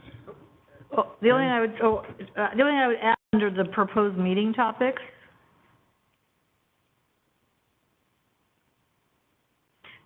is, maybe this is just me, but I'd love to know what I'd love to know what these 25 people think about the kind of city we want to live in. Like, that's what leads this. This isn't led by, in my mind. So I just think there needs to be some kind of conversation about what matters to these folks. Do they think this matters? If it doesn't matter, then meeting's over. So I guess if I were your facilitator, which I'm not, but if I was, I think you'd just a little bit more on kind of what we're trying to get at, as opposed to this sort of tactical list of things, just to make sure people know that that's what we're trying to. Like, meeting number 6 is to evaluate what kind of city we want to live in, really, and what do we need to get there, not about some kind of tax measure be recommended. I think that probably leads to a place where Bob didn't really want to be led. So I could think just a caution about that. Okay, that's fine. Do I have a consensus for that modification? Actually, I think that's a good point. The question at some point becomes, what kind of city do you want to live in 15 years? And what are your expectations? Because then everybody has to say, well, yes, this is what I want, but I don't want to do this. Okay, well, you can't do that then. Or at the very least, have a healthy discussion about what is realistic, so that when everybody walks away from the table, they know that, one, they were heard, two, their vision was discussed with other people who may or may not share exactly the same vision. But I think most people are going to say in 15 years, I want to be safe in my home. I want to be safe walking on the street. How do we get there? And then we come into the, okay, these are your options. But I would agree with, we're putting the cart before the horse just a touch. Fong? Yeah. I worry that question will open so many other conversations. That's why I really liked what you put down as, to evaluate the level of resources needed for Clovis to remain a city. In other words, the chart is very clear. what do we want to keep and be the safest city in the valley? And so that way it's very laser focused. Chief will tell them, this is what we're doing, this is what you want, do you want to maintain these things? And if you do, how are we going to do it? And we evaluate the finances and all that kind of stuff and staffing and to get there. But if we start going, what do you want your city to be like? Then it becomes, well, I wish they cleaned the streets more often, and then I wish they had more parks and trails. And so I think it potentially can get sideways. But I think I understood it as, we want to be the safest city in the valley, okay? How are we going to get there? Citizen committee, come and tell us. And in their analysis, they will say, we don't want to be that safe anymore. We can let go of some of these things, and this is what we're comfortable with regards to safety only, that component only. So that I understood it as very narrowly focused, and so I think if we open it, it may lead to many more discussions, and agendas might change. Hey, why don't we add this and that? I don't know. That's my word. Who's the facilitator? Yeah. Well, what was approved was going to be that the mayor would appoint the chair and the vice chair. And as far as facilitating, it would be staff, but it's going to be run by a chair and a vice chair. Is there a staff name? Do you have somebody in mind, John? I do. Can you tell us? I feel like I'm playing 20 questions. Top secret. Is it rock, scissors, paper? What, like vegetable, mineral? Does this person not yet know? Yes. Andy is very proud to be able to serve as our facilitator. Is this person in this room? I actually haven't had the discussion yet, but Andy is going to facilitate the meeting, and Jay is going to be a big part of it also from the numbers standpoint, but we're going to also rely on the chair and the vice chair to conduct the meeting with staff there as support. Okay. I think the answer, Vaughn, is somewhere in the middle of the two. I think it's about the kind of place you want to live relative to safety, not the kind of place about parks and dogs and trees and all that. The way the evaluation, though, is level of resources needed, which I think maybe doesn't get at Bob's question about kind of current spending. And I just think we just got to be careful, but it's all about the facilitator, right? I just think it's all about that, but there's got to be a little bit of longer range thinking for folks to just engage, I think, more at some higher level, and then you'll get to these details. But I think this is good, and it will all be in the facilitation, but no, Andy, there's no pressure. Good luck. Just kidding. Bob? Thank you. So I'm wondering if that compromise that has been, just briefly mentioned by Lynn, and I appreciate you taking my thoughts into consideration. When it comes to, what kind of city do you want to have, perhaps the question, at least the question that I would like to have answered by this committee is, how is it we have remained the safest city in the valley without increasing the amount of patrol officers over the last 15 years? Because in that question, maybe what we're learning is it's not always going to be about patrol officers. Maybe it's going to be about parks. Maybe it's going to be about maintaining the city of Clovis. Maybe it's going to be about the senior center. Maybe it's going to be about the school district or household income or economic development. So we can couch the question in terms of the safest city, but I think it is maybe a bit of a mystery to many of us how it is we've remained the safest city in the valley without increasing the amount of patrol officers over the last 15 years. So I'd like to have that question asked and answered, really, as one of these proposed meeting topics, wherever you would like to place it. And then for me, from a financial aspect, and I don't know where to actually put it, maybe it's under meeting number 3, is why is it we have not increased the amount of patrol officers over the last 10 years, because I'm going off of the, what used to be the CAFR is now called the ACFR, despite increasing the public safety budget by 70% over that same time period. So let me just kind of put that in context.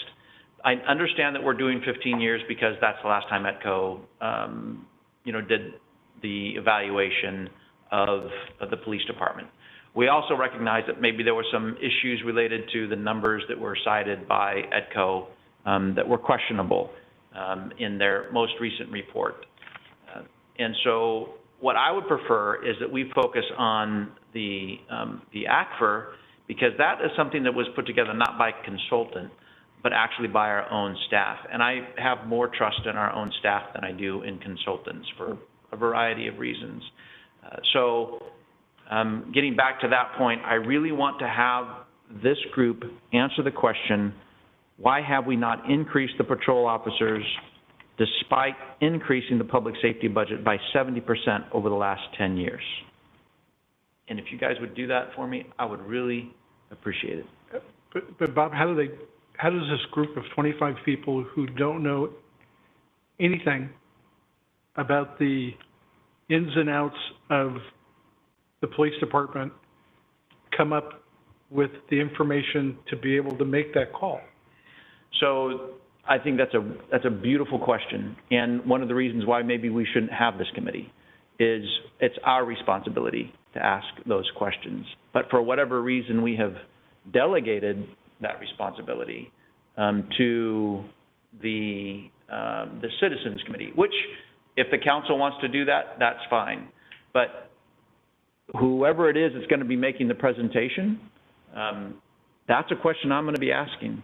And if they don't have the answer, then I'm going to be asking the chief or chiefs for the last 10 years, what in the world were you thinking? If you are now complaining about not having enough patrol officers when the citizens of the city of Clovis gave you 70% more of a budget over the last 10 years, and you chose not to hire patrol officers, what were you thinking? And maybe the answer is, we didn't need them. We had other technologies that were available, or we realized that we have a citizenry which is, particularly suited for, creating a safe community. So if we're going to be at some point, looking at a tax increase on the citizens of the city of Clovis, we have to ask that fundamental question, in my view. So if we can put that in, it may be a difficult question to answer. But they, if they're not going to ask that question, I'm certainly going to be asking that question when they come to the report. It seems like a meeting 3 thing, historical current review of services staffing, and we can put in budget and budget increases versus staffing levels. Or we can just say allocation of resources. Oh, yeah. And focus really, I think, on patrol officers, because that was the major point that I think Chief Baskell and perhaps Chief Fleming were trying to make is, hey, we haven't hired any new patrol officers. Well, we gave you all this money. How come you didn't? And I'm sure maybe they have great answers for that. And I think that the committee can hear that from the experts rather than having to come to 25 different conclusions. I think having staff do that presentation, it's a reasonable question, and it does beg an answer. But having the committee have to come to all the conclusions, it's still too much. Well, I would just point out that, I know that we've talked about modifying meeting number 6 so that the tax question is kind of removed from it, but the elephant in the room is the tax question. Sure. And so how can they be coming forward and saying, okay, we think that there should be a tax, or they shouldn't be a tax, without asking that initial question of, what have you done with all of the money you've been given already? That's a meeting 3 question, I agree. Okay. Or it could be a meeting 4 question, review of funding. I don't care what meeting it's in, I just want to as long as they ask the question. and answer. Because if somebody doesn't ask, you're going to. Exactly. Okay. And just to clarify with that, we still be looking at the 15-year window. No, I know that people like the 15 years because of the EDCO. I don't believe in consultants as much as other people do. I believe in our staff, and so that's why I go with the ACFR. I know you've been focusing on 15 years, or we've been focusing on 15 years, but for me, it's always going to be a 10-year question, because that's where the numbers are very reliable and have been audited. So And if I could just get clarification from the remainder of council on the consensus for that change. Well, here's what I envision this whole committee being: something similar to or modeled after. And it's advisory. It's a fact-finding kind of committee, and similar to a grand jury. And I like what I see as far as John's report, and how it has to be historic. We have to find very few cities go out and ask a grand jury, hey, come investigate us. And you're asking some very pertinent questions, some questions like, how is it that we have remained the safest city, yet we don't, yeah, so that's a very important question. I mean, a grand jury would want to know that, you know, and give a report out as to why, how is a city of our size can get that accomplished, and where is the money? If you have a hypothesis that you haven't proven, but you have a hypothesis, and so someone has to do the legwork to prove your hypothesis either right or wrong. That they had money, a lot more money, based on 10 years. We like to say 15 years. Same numbers. I keep saying it's the same numbers given by the same source that have been verified by the same source and have been audited by the same source. So these numbers are reliable regardless if it's 10 years or 15 years, because they've all been scrutinized by the same bodies that scrutinize those numbers. But the question is, how is it that these numbers are what they are and more officers wouldn't, patrol officers, that's what we care about, were not put out in the streets?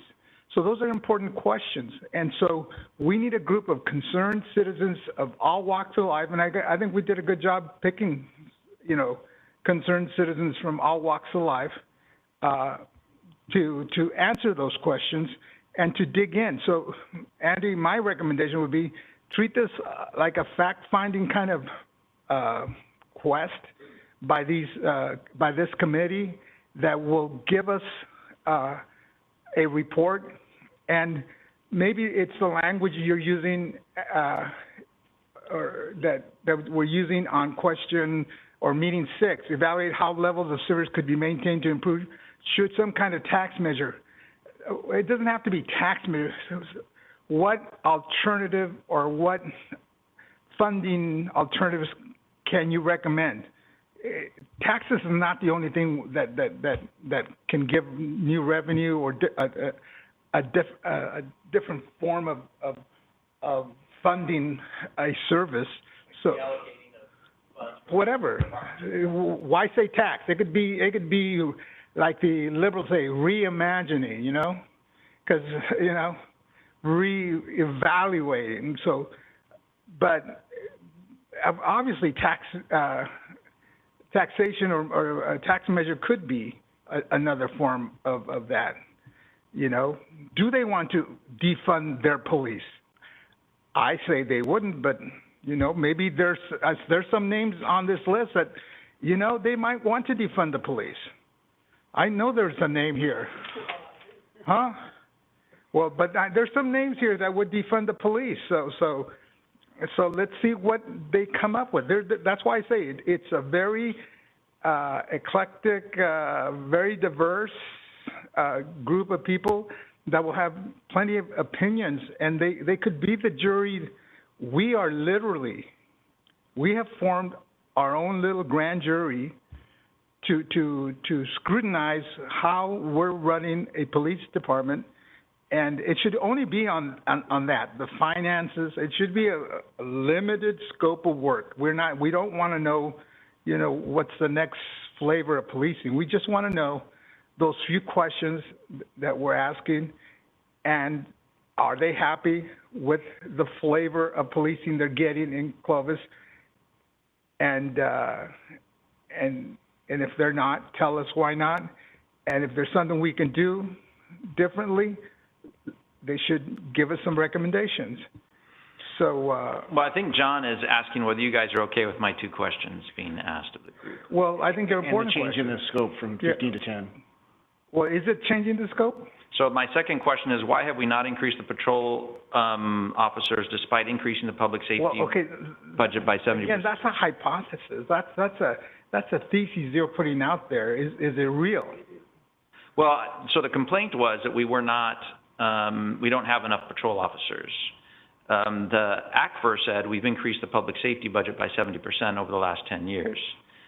So my question is, why have we not increased the patrol officers despite increasing the public safety budget by 70% over the last 10 years? Now, I happen to be of the opinion that we have increased the public safety, the patrol officers over the last 10 years.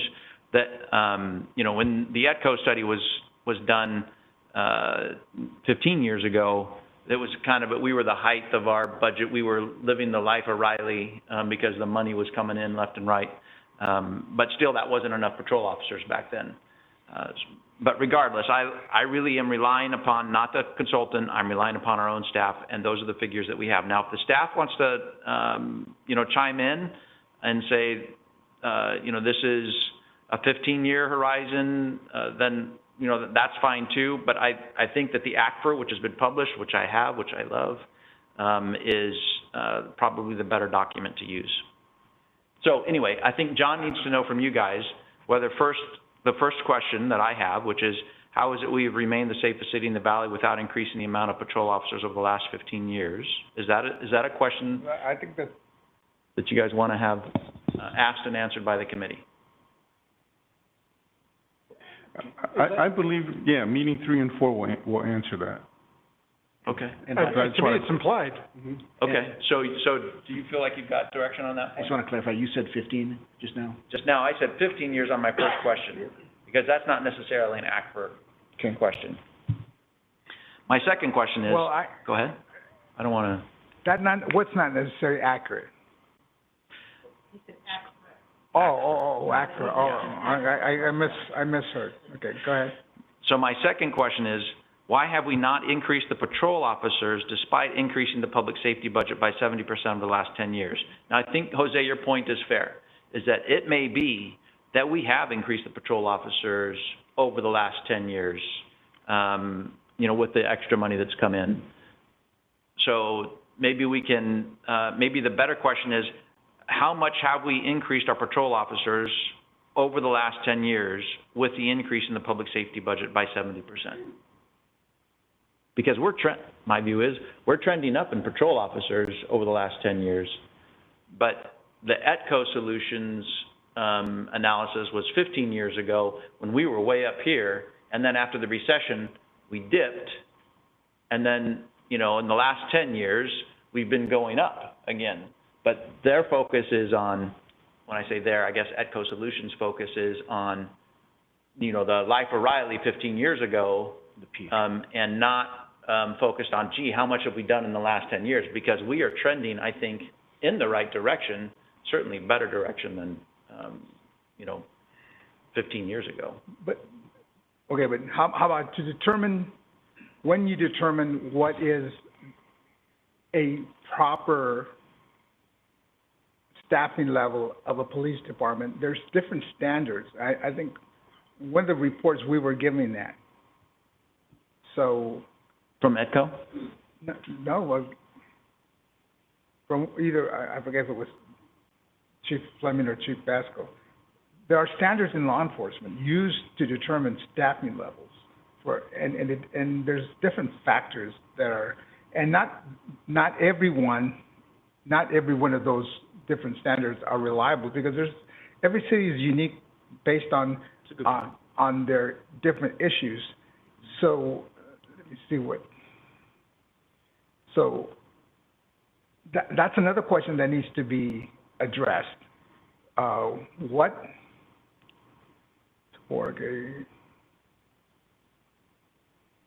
So service and staffing, current review of service and staffing. So what is optimal staffing for the city of Clovis? And that's why I have no problem with you asking that question you asked. How is it that we have remained the safest city with the level of of staffing that we had, because maybe there is a scientific reason why that happened. There is some kind of, we can do the math as to why that is true because of our staffing levels. You know, maybe our chiefs of police have done something optimal that, brilliant, yes, to make that happen, that based on what they're doing, they've discovered some kind of formula that allows us to still be the safest city with that level of staffing. So I guess that question needs to be answered maybe at, you see,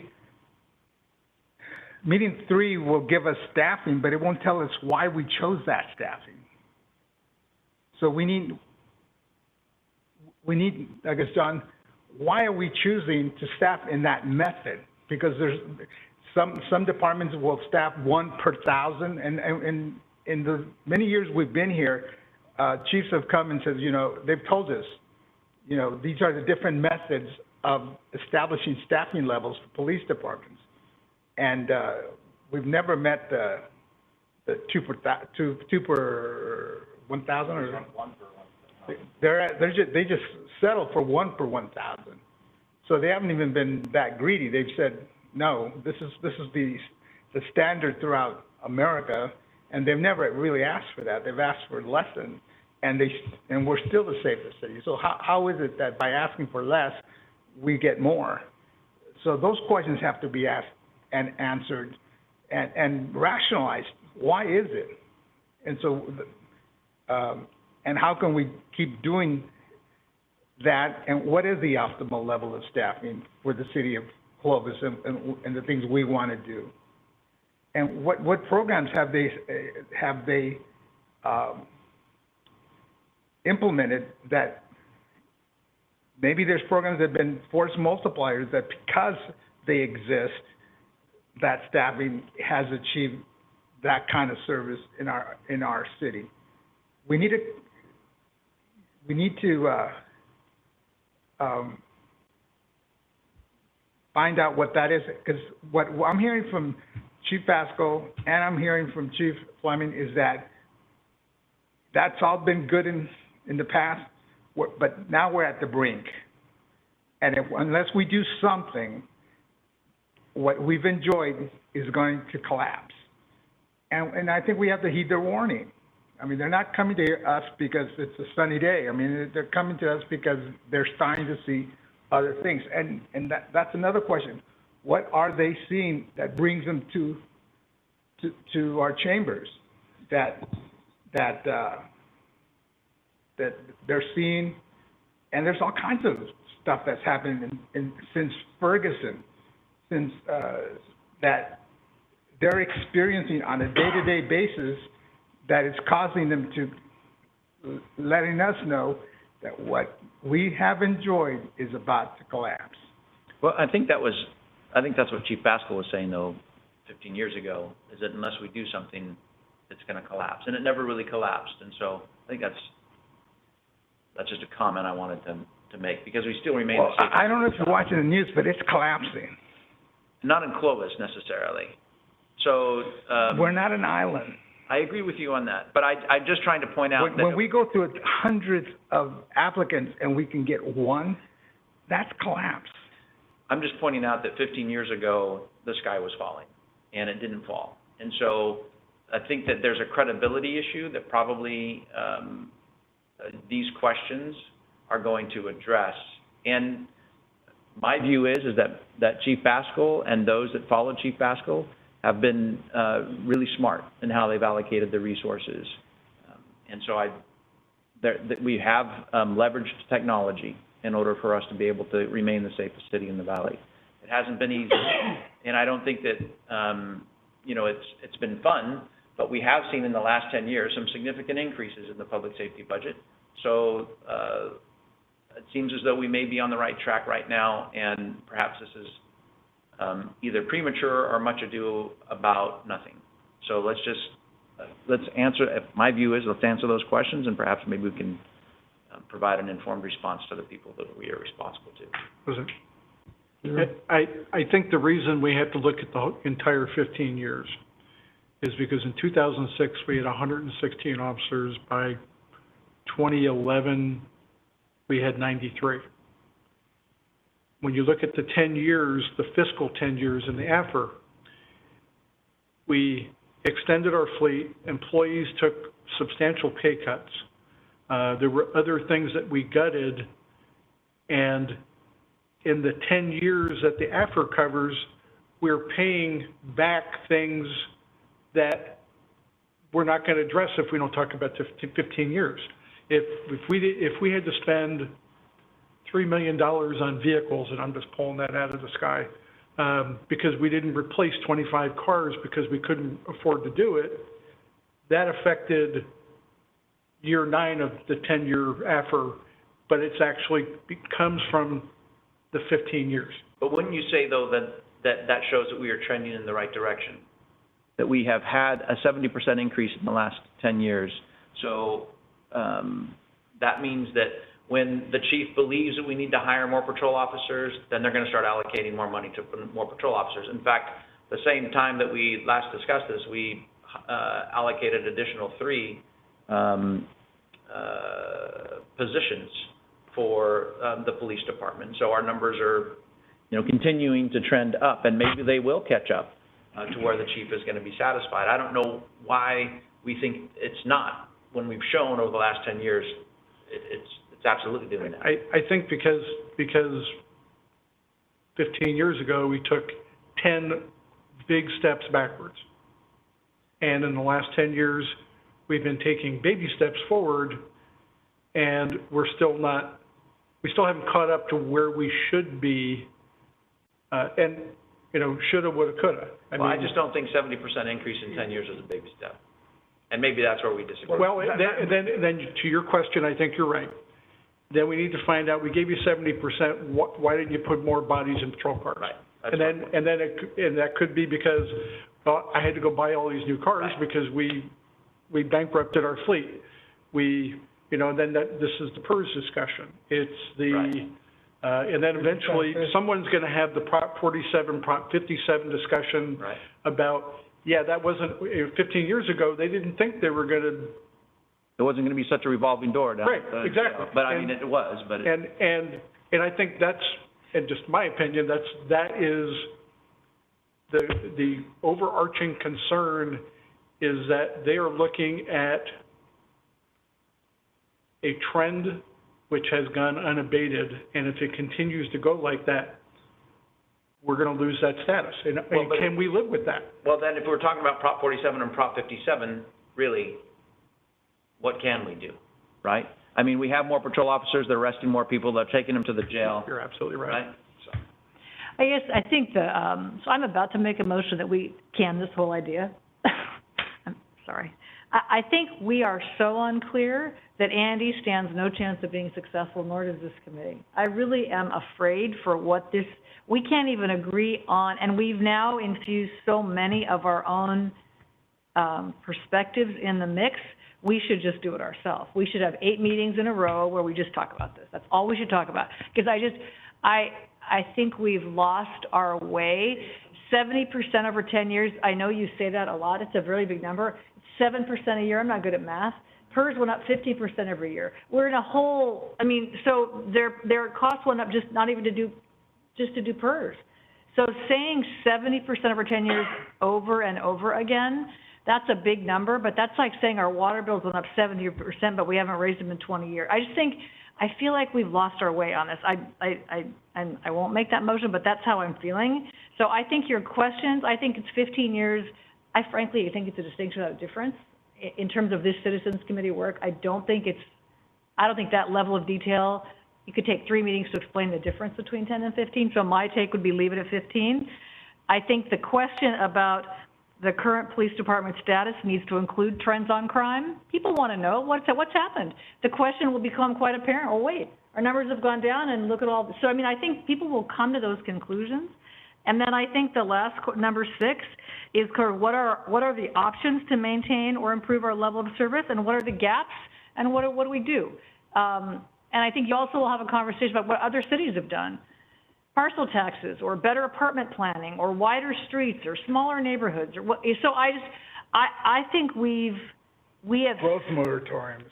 Growth moratoriums, there's a whole bunch of solutions, but I think we need to leave this, whether it's this or something else, but I mean, I think the longer we talk about it, the less likely I'm thinking it's going to be effective. Because it's going to come back with an answer that somebody doesn't like, and we're going to go, well, we don't like it anyway. So I thought it was a super good idea. I'm a big fan, but right now, I think the chances of this group being successful are really small.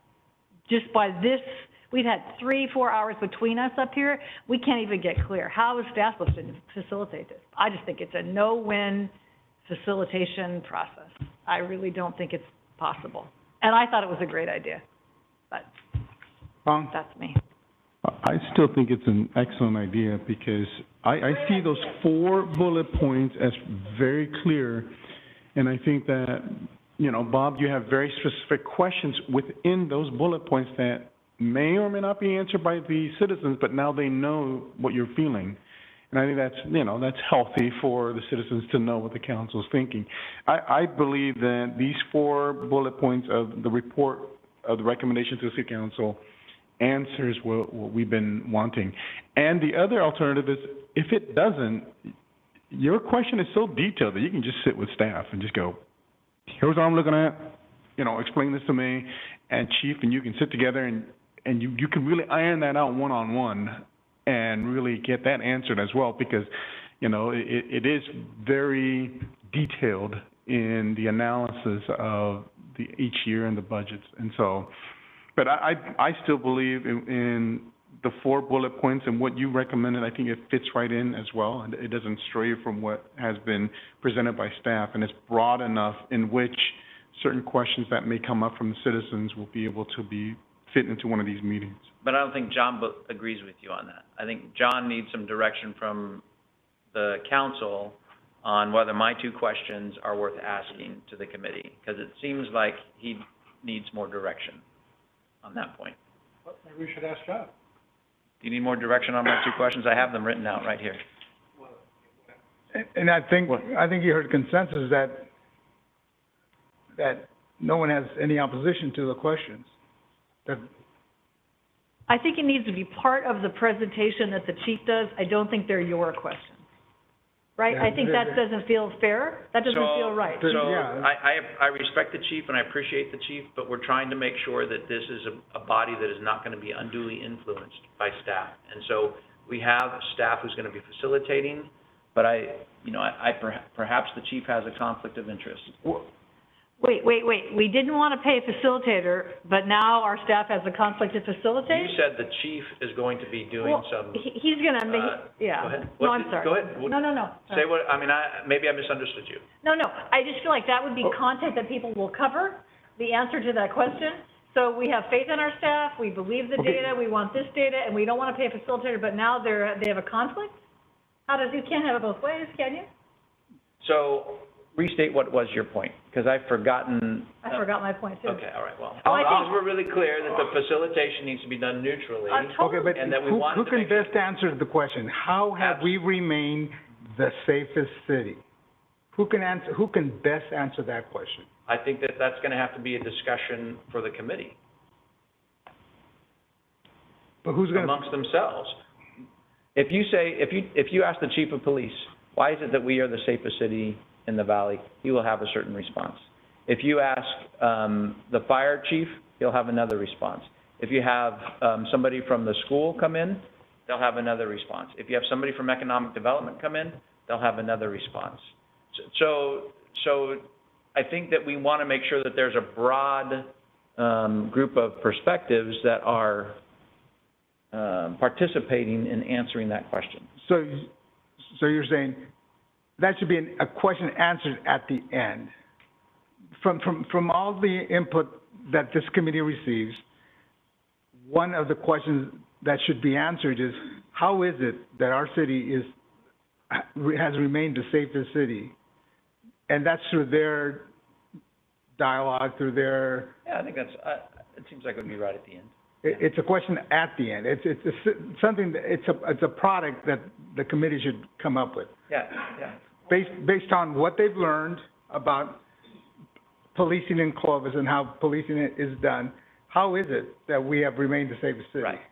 Yeah. And that's not hard. I mean, And with the current trends, do you think we can continue to do that, or do we need to do something else?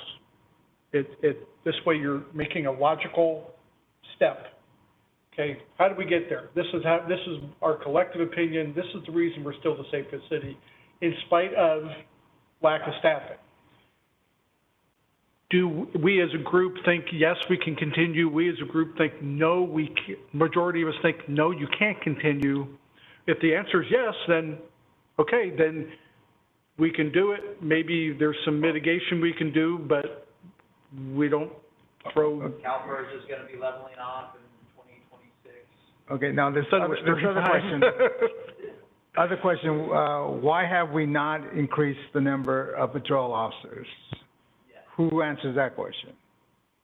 That's going to have, I think it's going to have to be Bashful. I think it's going to have to be Fleming. I don't think Bob Keys. So, but it was during Bob Keys that we had, he's the one who pushed that number so high, right, that did the big hiring. With Janet and Bob.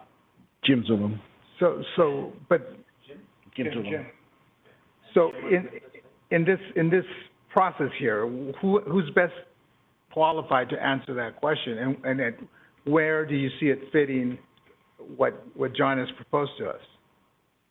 Because I don't see this. I don't see conflicts with your questions, Bob. I appreciate that. I think that meeting 3 probably, like has been mentioned, is probably the right spot to ask that question. Okay, so with the increase in funding, and I'm saying over the last 10 years because of the ACFR, but I know people want 15 years, which is fine. Why is it that we haven't increased our patrol officers? Okay. I think it's a reasonable question that should be answered and be part of the product that we receive. And I still think that it's an important exercise to have. Like I said earlier, very few cities request a grand jury investigation on its own, and this is like what we're doing. What is it about us? And we're asking a very good question. How are we so good at what we do?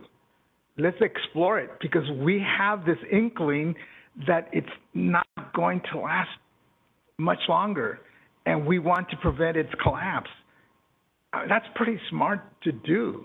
And so we're asking the right questions of our citizens. And if we can't rely on our citizens, and if we, I mean, Lynn, this is what you always ask for.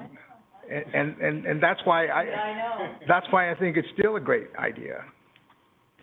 So I think I have enough direction to form modifications to this. Can I put another twist? And I'll take blame for it as well, because I guess I didn't do it either. We had 5 participants that we all nominated, and none of us nominated former Chief Vasco, and he brought this issue to us, and I think it's to not include him in the committee is. I see him as a witness. Huh? I see him as a witness to the grand jury. Okay. Yeah, I think that we actually talked about him becoming a member, but there was some concern about what influence he would have.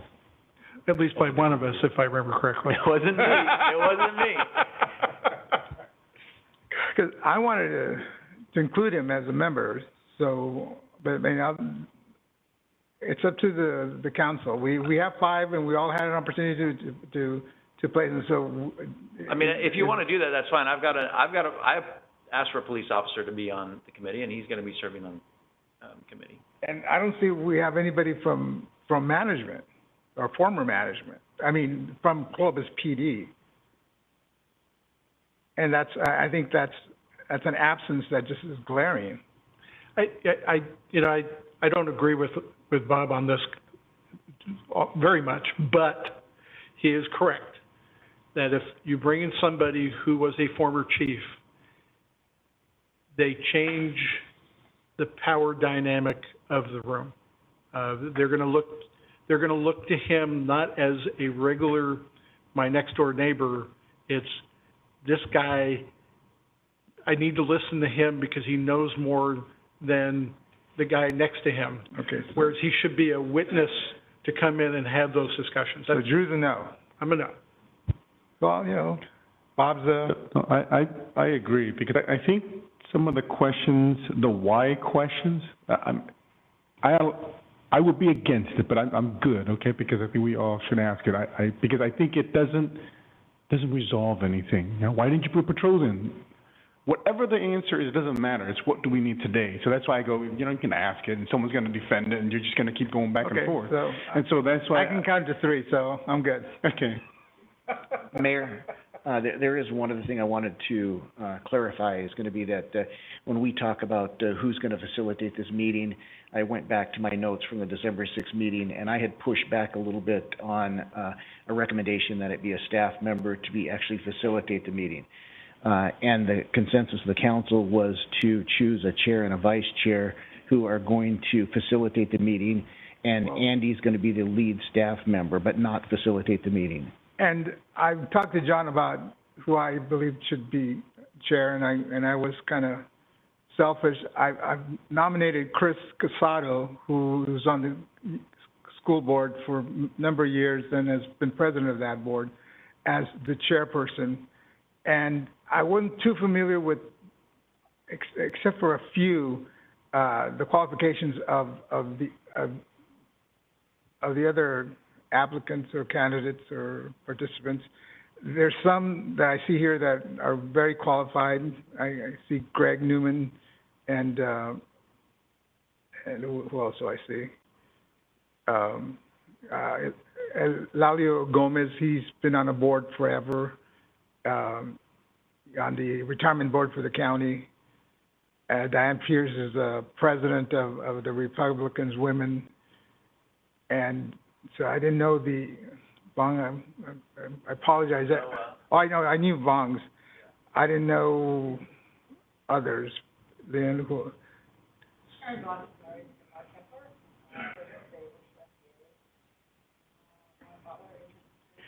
So what Chris Casado understands parliamentary procedures. I think he would be... And the Brown Act, he knows all that stuff. And then I think Greg would also be a good person because he's on a board. He understands that. Greg Newman's on board? Yeah, I would, yeah, well, he's the director of the board, so he knows the administrative side of the board. So I would nominate him as vice chair if we want to get this done today. Do I have consensus? Okay, so. And then I would actually like just a motion to formally appoint the committee and the draft guidelines as direction was provided in addition to the appointment of the chair and vice chair. Okay. Any more questions for staff? As long as what you're saying, John, means that those two questions are going to be asked, then I'm good with it. Apparently they do. Thank you. I'll open to the public. Anyone from the public wishing to comment on this item? Mike's going to go straight.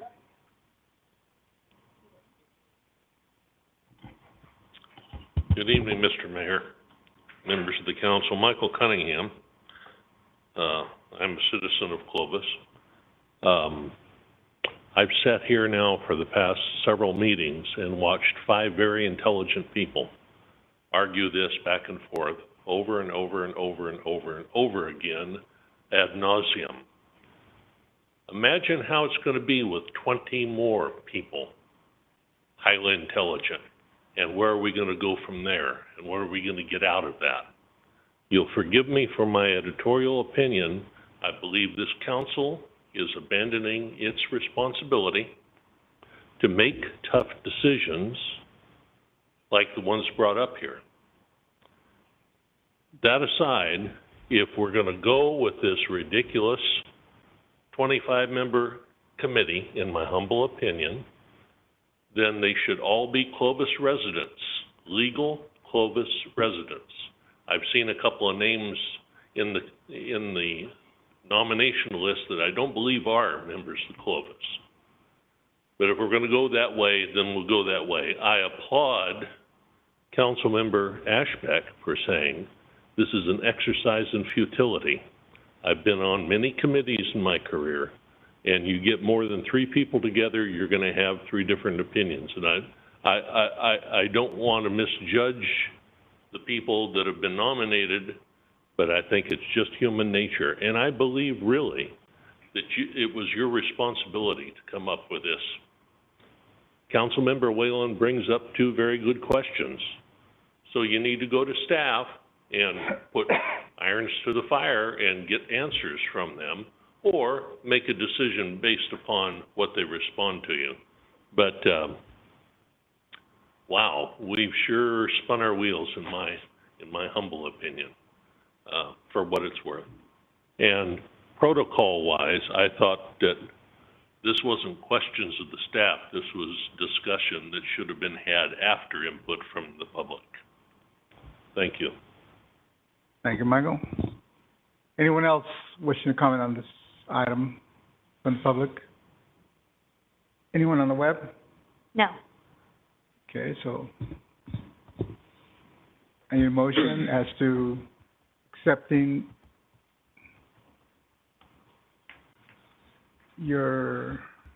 John's objectives.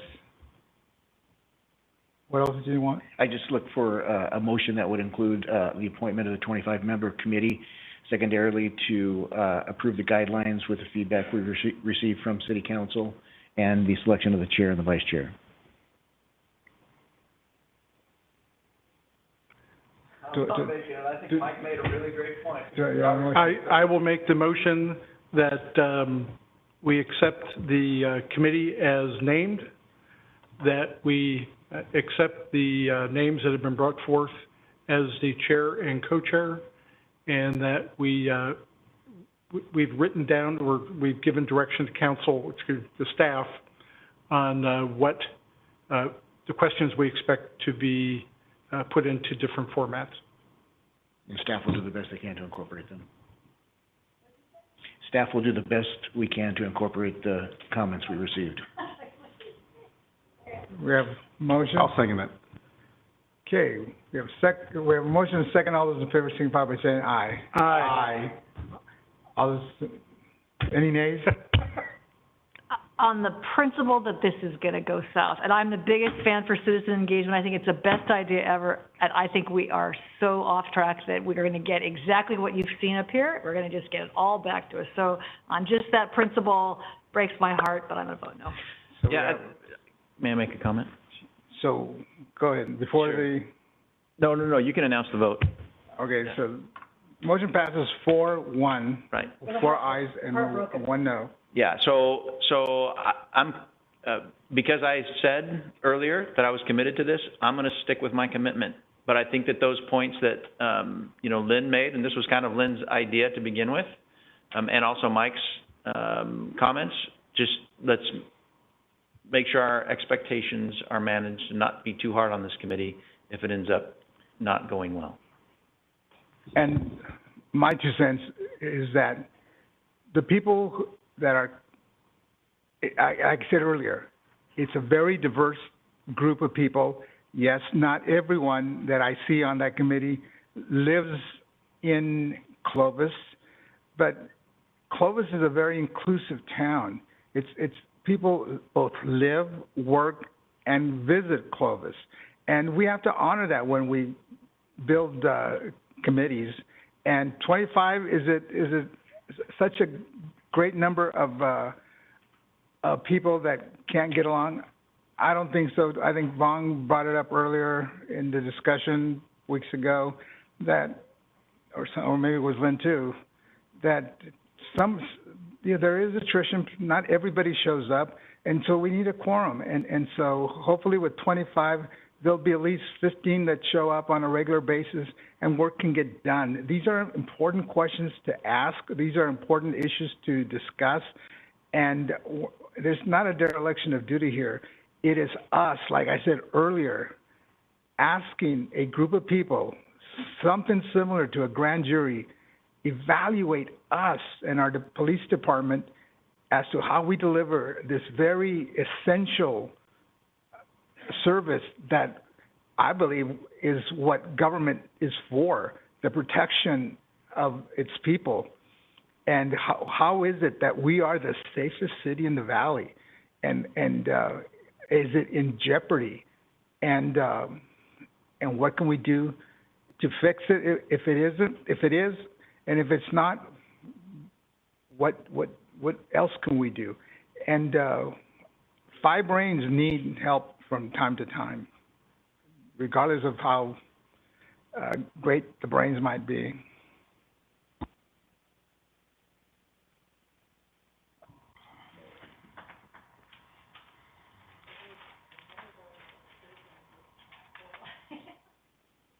Next item, 17, City Manager comments, COVID-19 update.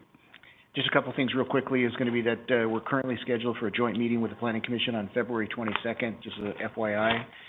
And as far as after I do my COVID update, I plan on having Shauna Halterman provide the City Council with an update on how the current surge is affecting city employees. And finally, for consideration after you hear Shauna's presentation, I'd like for us to have a brief discussion on how the City Council, I would like to receive feedback from City Council on how we'd like to conduct the meetings going forward because of new rules becoming effective on Friday the 14th. Okay, Shauna. All right, COVID update. Taking a look at the charts, basically replicated the ones that Lucas put together historically. Starting off with the confirmed cases and confirmed deaths in Fresno County, we've seen a pretty significant uptick in cases over the holidays, as you can see. For Fresno County, you can see the cases on the left and the death rates on the right. As you can see, just like the state and nation, cases are up significantly, but the death rates continue to fall. And as you know, the Omicron virus is much more infectious, but in most cases, the impact is much less severe on an individual. Taking a look at the chart for the Clovis zip codes, just a reminder that this includes more than just the city of Clovis itself with 93619, including other areas. You can see the jump in the December cases, and the data through January is small just because it only goes through the 7th of January. So you'll see that larger number next Tuesday when I report out. Taking a look at the chart for the Fresno County hospitalizations. From the other charts, we have a similar trend as the prior charts show, with the hospitalized being in the blue and the ICU being in red. Hospitalization rates are up pretty significantly in December, but the ICU confirmed COVID continues to fall. John, any thoughts on that? The ICU numbers trending down, is that just because ICU numbers are a lagging indicator? They are a lagging indicator, and also the going back to what we believe the Omicron being less severe. Okay, thank you. Next chart, Andy. Taking a look at the vaccinated versus unvaccinated case in Fresno County. The unvaccinated is in red, with the vaccinated being in blue, and as you can see, the unvaccinated people are 3.9 times likely, more likely that is, to get COVID than a fully vaccinated person. John, wasn't it 7% the last time we did this presentation? It was, but that uptick reduces that 7 to about half of what it is. Okay. So, and then keep in mind that was, you know, the data here lags a little bit, and also it's been about a month since we had our last meeting, December 13th. The next one is going to be the vaccinated versus unvaccinated deaths. Here again, the unvaccinated in red and the vaccinated in blue. The unvaccinated people are 16.6 times more likely to die than fully vaccinated people. Staff has been having quite a bit of discussion on the impact of the surge on staff in the department. So I've asked Shauna to come up and make a brief presentation on the impact and potential changes we're going to have. All right, so out of our, give or take, 688 employees, we, from the beginning of COVID to date, have had 143 employees test positive. However, that's about 20% of our staff. It's pretty much in line with the population itself. However, between Christmas and to date, 25% of that 143 cases have occurred. So in a little over 2 weeks, we've had 35 new positive cases since Christmas, 30 new positive cases since January 1st, 5 today alone. These are dispersed all over through different departments. Currently, as of this afternoon, we have 18 positive cases off work because as they cycle through, they're able to come back. We have 12 employees off due to exposure, so they were around somebody who's COVID positive. And we do have one of our departments in an outbreak status, so we have to work with the county health department, offer weekly testing to those employees. Masks are required, but that's required everywhere right now. And we will be out of outbreak status once we've had no new cases for 14 days. Some of the regulations that are changing, they'll be in effect this Friday. They're a combination of Cal OSHA regs and some CDC regulation changes, also California Department of Public Health. They have really made some substantial changes. We'll be having some management training on it on Wednesday to who goes home, how long they go home, when they can come back, what we've been operating lately.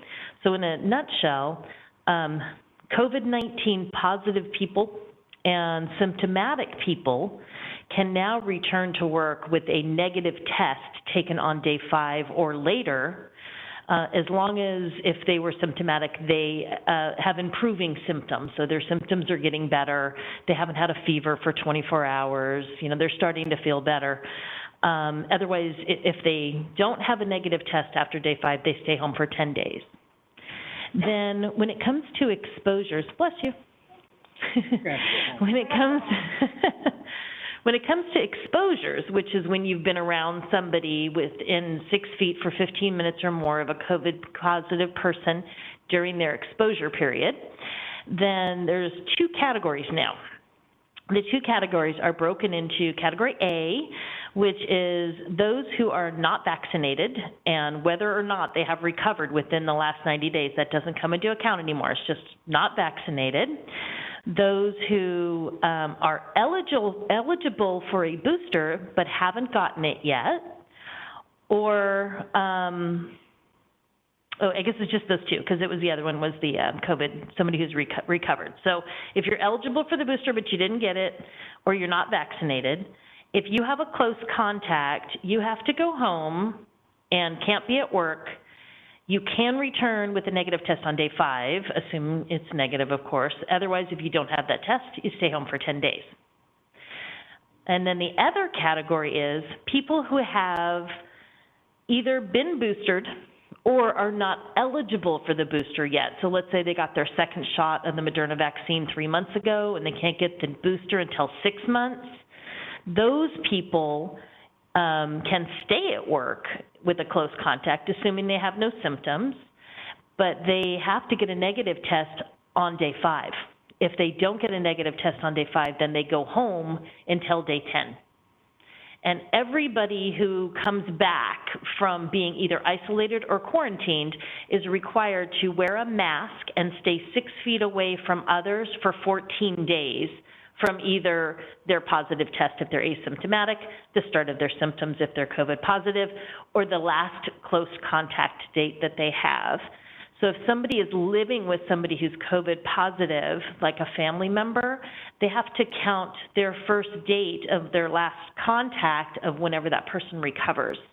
So if that person takes 8 days to be negative themselves, then their clock starts that day. Obviously, all of these changes are having huge impacts to our staffing in many departments and just trying to have enough staff here. Police and fire are actually under different protocol. They're not part of the emergency temporary standards by Cal OSHA. So they are doing everything they can to keep people healthy and well, but obviously what they do, the nature of their job, it's very hard to keep 6 feet away from others at all times. I don't know if you have any questions at this point.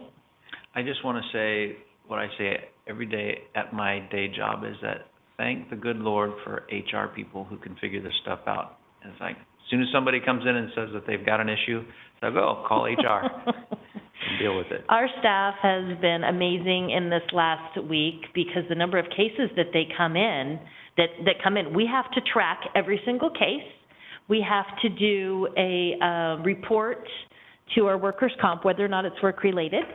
And then we also have to send notices out to all city employees if that employee was at work during their infectious period.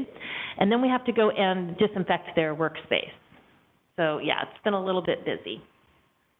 Have our employees reported that they cannot get tested? We haven't had a lot of trouble yet. I've heard some individuals who are just trying to find it for their own purposes.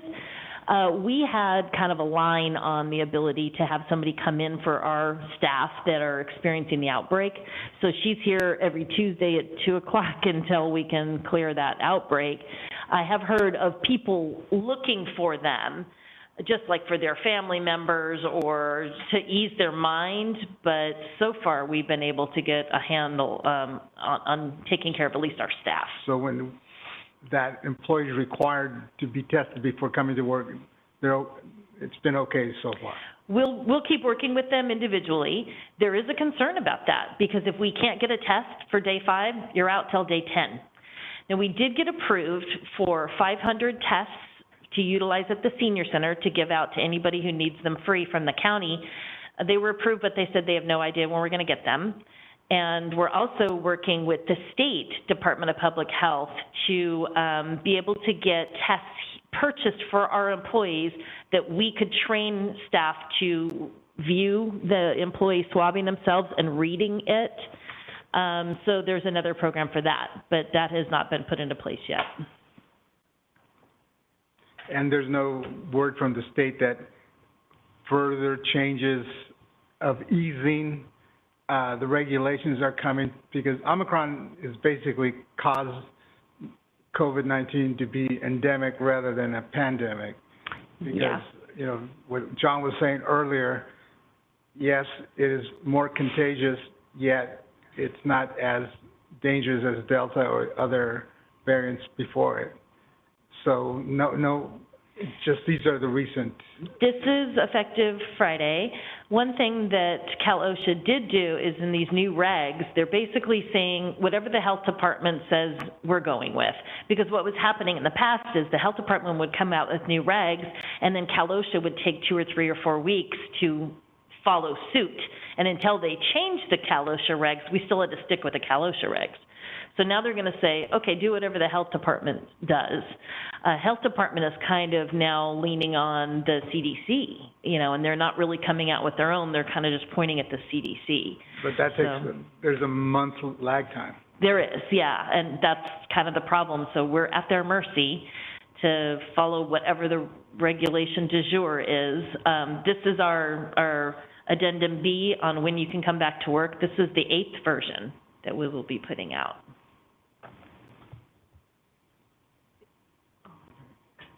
Isn't there new pay categories coming back? I mean, the governor's talked about additional COVID sick pay, and do you see those changes coming back? I haven't heard anything about that yet. Yeah, I don't know. Get it. Yeah. Sick pay or COVID? And of course I want to get sick pay if I have COVID, but there's some talk about that. Yeah, I haven't heard anything. I know they're talking budget talks, but I haven't heard anything concrete yet. And then, Sean, I wanted to clarify something as a general rule with the rules that are being implemented on Friday from Cal OSHA is if staff were to implement no exposure to anybody else within a 15-minute period wearing a mask, we're going to be in pretty good shape. Yeah, we can only control, of course, our employees while they're at work, what they do on their own time. But if we can mitigate and reduce the exposures here at work, that's ideal as much as possible. If you see, even your staff tonight is all over the room. We're not bunched over here in the corner like normal. So we want to try to reduce that as much as possible, going back to meetings in larger rooms. Virtual. Pardon me? Virtual meetings? Yeah, virtual meetings, having people drive in separate vehicles, and as much as we can prevent it. Which kind of gets back to the point I made earlier when I began talking about this. We, as configured right now, are not friendly to the new rules that are in place. And I want to get feedback from City Council if they would like to keep conducting the meetings as they are now, if we'd potentially like to go back to how we were configured before with a little bit more spacing. And in addition to that, if you recall, in November, early December, we brought an item forward, I think it was SB 361, which the state had implemented if we wanted to adopt it, which would continue the rules for conducting virtual meetings that relax some of the Brown Act rules and that type of thing. And if that council chose to do that, we could implement that and also go back to the spacing. The only difficult thing I have is going to be Carrie's 12 computers over there and figuring out how we would move her somewhere else. But what I'd like is just some feedback from City Council on any changes, if any, that you'd like to make in the conduct of the meetings going forward. Anyone? We're all going to get Omicron. No one's going to escape this variant, and so having the hybrid version that, because you sent us something, and that's the way to go. If we don't want to be here, we can always Zoom in or WebEx. Well, Scott, you cannot currently. I thought we did sign it. No? No, we didn't do the AB 361, so that's what John is bringing up. Oh, currently, we didn't do it. I thought. Right. So without Scott, the 361, you would need to operate under the old model, the typical Brown Act model. And then make our homes open to anybody that would want to. Either be absent and not participate in the meeting at all, or have the remote location open to the public. Scott, I'm sorry. I was just going to say. I'm sorry. I talked to Janelle. Yeah, and that's only for the state agencies. Okay, good. The governor's order last week extended the sunset only for state legislative bodies, not under the Brown Act for local legislative bodies. Got it. Thank you. You could revisit the 361 if you wanted to. Let's do that because one of us is going to get, and we might not make it to a Monday. Okay. And then the only bad thing about that bill was going to be that if we were to have any technical difficulties at all with the stopped WebEx or whatever it is, that would end the meeting. Just as a FYI, if we were to go that route. And how stable have we been? I don't want to bring up the exact same discussion we had a couple months ago, but again, if you'll recall, the recommendation was not to go. And I guess the only benefit to going to 361 is for the 5 of you up here. Because the public already has the remote capabilities now. It's just a matter of making it more convenient for a particular council member or all of you if you wanted to participate remotely and not have to be here in person. You know, Scott, I thought one of the issues was related to posting the agenda outside of my home or hotel room if I was out of town, right? So before COVID ever hit, we had the opportunity to just post the agenda on the front door. Would we be free to continue to do that and participate just over the phone or some version of a telecommunication device, without having to adopt that bill, whatever it was, 361? You're correct. I mean, we're operating under the old Brown Act rules, which are for remote teleconferencing or remote attendance at a meeting. We post that location. But again, the thought is, you have to if you do that, you have to open up your home or wherever you are to members of the public. So it kind of defeats the purpose of I'll bake some cookies. Safety from COVID. But if you're okay operating that way, we can operate that way, and that's the way we currently are operating. And I'd also have to add that, Scott, correct me if I'm wrong, but we would have to post their address as a meeting place on the agenda. Correct. We would post the remote location on the agenda. The agenda would need to be posted at that remote location, and the remote location would have to be open to members of the public to participate at the remote location. So if that's your home address gets posted on the agenda. You post the agenda outside your door. If someone knocks on the door and says, hey, I'd like to participate in the meeting, come on in. So.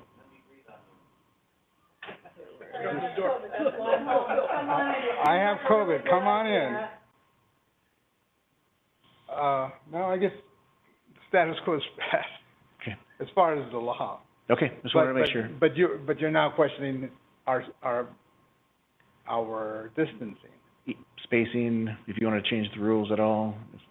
I believe that we should follow the rules. I think we should model the behavior we expect from others. We can't have our staff sitting like this and we sit next to each other. So I just think It doesn't matter. It doesn't, it's the rules, it does matter. So I think we should spread ourselves out. You three can go sit down there, Carrie can stay there, and we'll call it good. That's what I think. Yeah, I'm, whatever makes people comfortable, I'm all for it. I think we just need to model the behavior we expect from others. That's it. That's what I think we should do. Yeah, but we're gonna have a long discussion about this at another. No, we're not, but there we go. That's what I think. That's what I think. It's not that hard. For me, it's not about modeling behavior because it's Omicron. It doesn't matter what you think. It's about the rules and modeling the behavior that we expect from our staff. Why should we ask them to do it differently? I'm not going to go blindly. Well, we're asking them to do that. I'm not. I'm not either. Ay, ay, ay. That's why you said. I'm not. Okay, well, okay, that's why I think we should do it. So the decision, we're gonna spread out like we did before? No, we're gonna stay just like this. That's not what I just heard. He doesn't want to model behavior. He said it doesn't matter. No, I'm not doing it because. If you're uncomfortable with us being close, I think we're all happy to kind of spread out. But it's not because we're modeling behavior. We're accommodating you.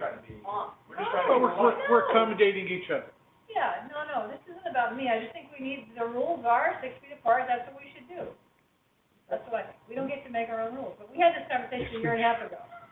So that's what I think, but I'm happy to be in the minority, and I'm happy to wear a mask up here because I'm the only one that has one on. So I'm happy to do that too. As our staff is required to wear a mask, but we're not going to do that either.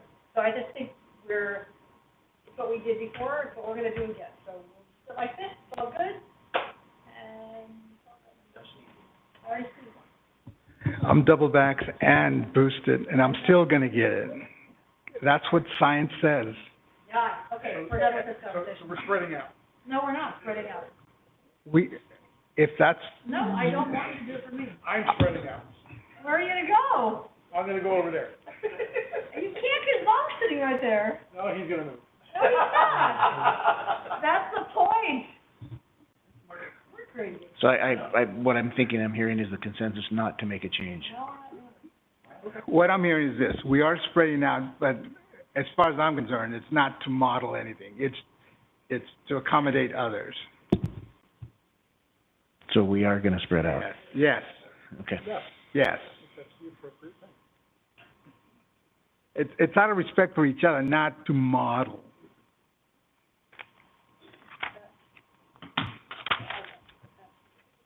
Not.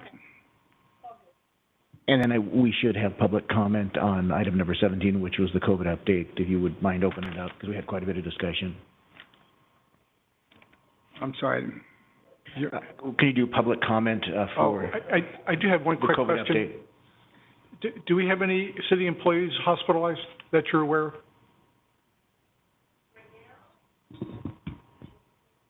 Okay, thank you. That's all I needed to know. I'll open it to the public. Anyone wishing to comment on this item here at the council chambers?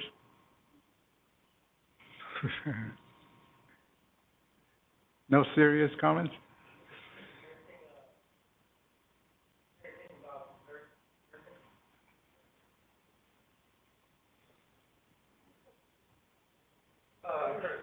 I've heard a case. I heard a case, man's wife, she needs to get vaccinated. She's a nurse, and they are going to disqualify her from employment because she's not vaccinated. I don't know, maybe, I don't know what's the situation on that. If, maybe third meeting. There's no vax mandate. The governor mandated all healthcare workers in California to be vaccinated. So, and hospitals, for one, accepted that rule and terminated employees that didn't follow. Not happily, but that was the governor's order. So that's what happened. There you go. Yeah. So. All healthcare employers, not just hospitals, doctors' offices, nursing homes, et cetera. Was your question specifically about medical facilities or the city of Clovis? Medical. So, anyone on the web? Okay. So, council comments, Bob. None. Lynn. Could we do a little education for our citizens on the new laws that took effect on January 1, mostly taking out, like, my food waste? I take my food waste out now, and I think it's just a weird thing, but I don't know people, there is that law, like, what are we doing about that? Should we do a little social media something? Do you not want me to take out my food waste? Because I don't really want to do it. A whole campaign on that? Okay. Okay, because people have asked me, and I'm like, I don't know. I'm taking mine out. Here's my orange peels right here. We're working on that. Okay. We've been meeting with public utilities, with Okay. the public affairs team, and there'll be a social media campaign that'll be going out shortly. I knew you already thought of it. Thank you. Drew? Just real quickly, one of our Habitat for Humanity houses just east of City Hall had a very beautiful Christmas display in front of their house. It's really nice to see folks that have, with sweat equity, got a house, and they're part of the neighborhood. It was really nice to see. That's all I have. And the PG&E truck was out in front of their house, so maybe they have power. Obviously, if they had lights, maybe they have power. Oh. They didn't have power for the opening, so that would be a good thing. So they have It's awesome. Long. And I said enough today, so I have nothing. And we're adjourned.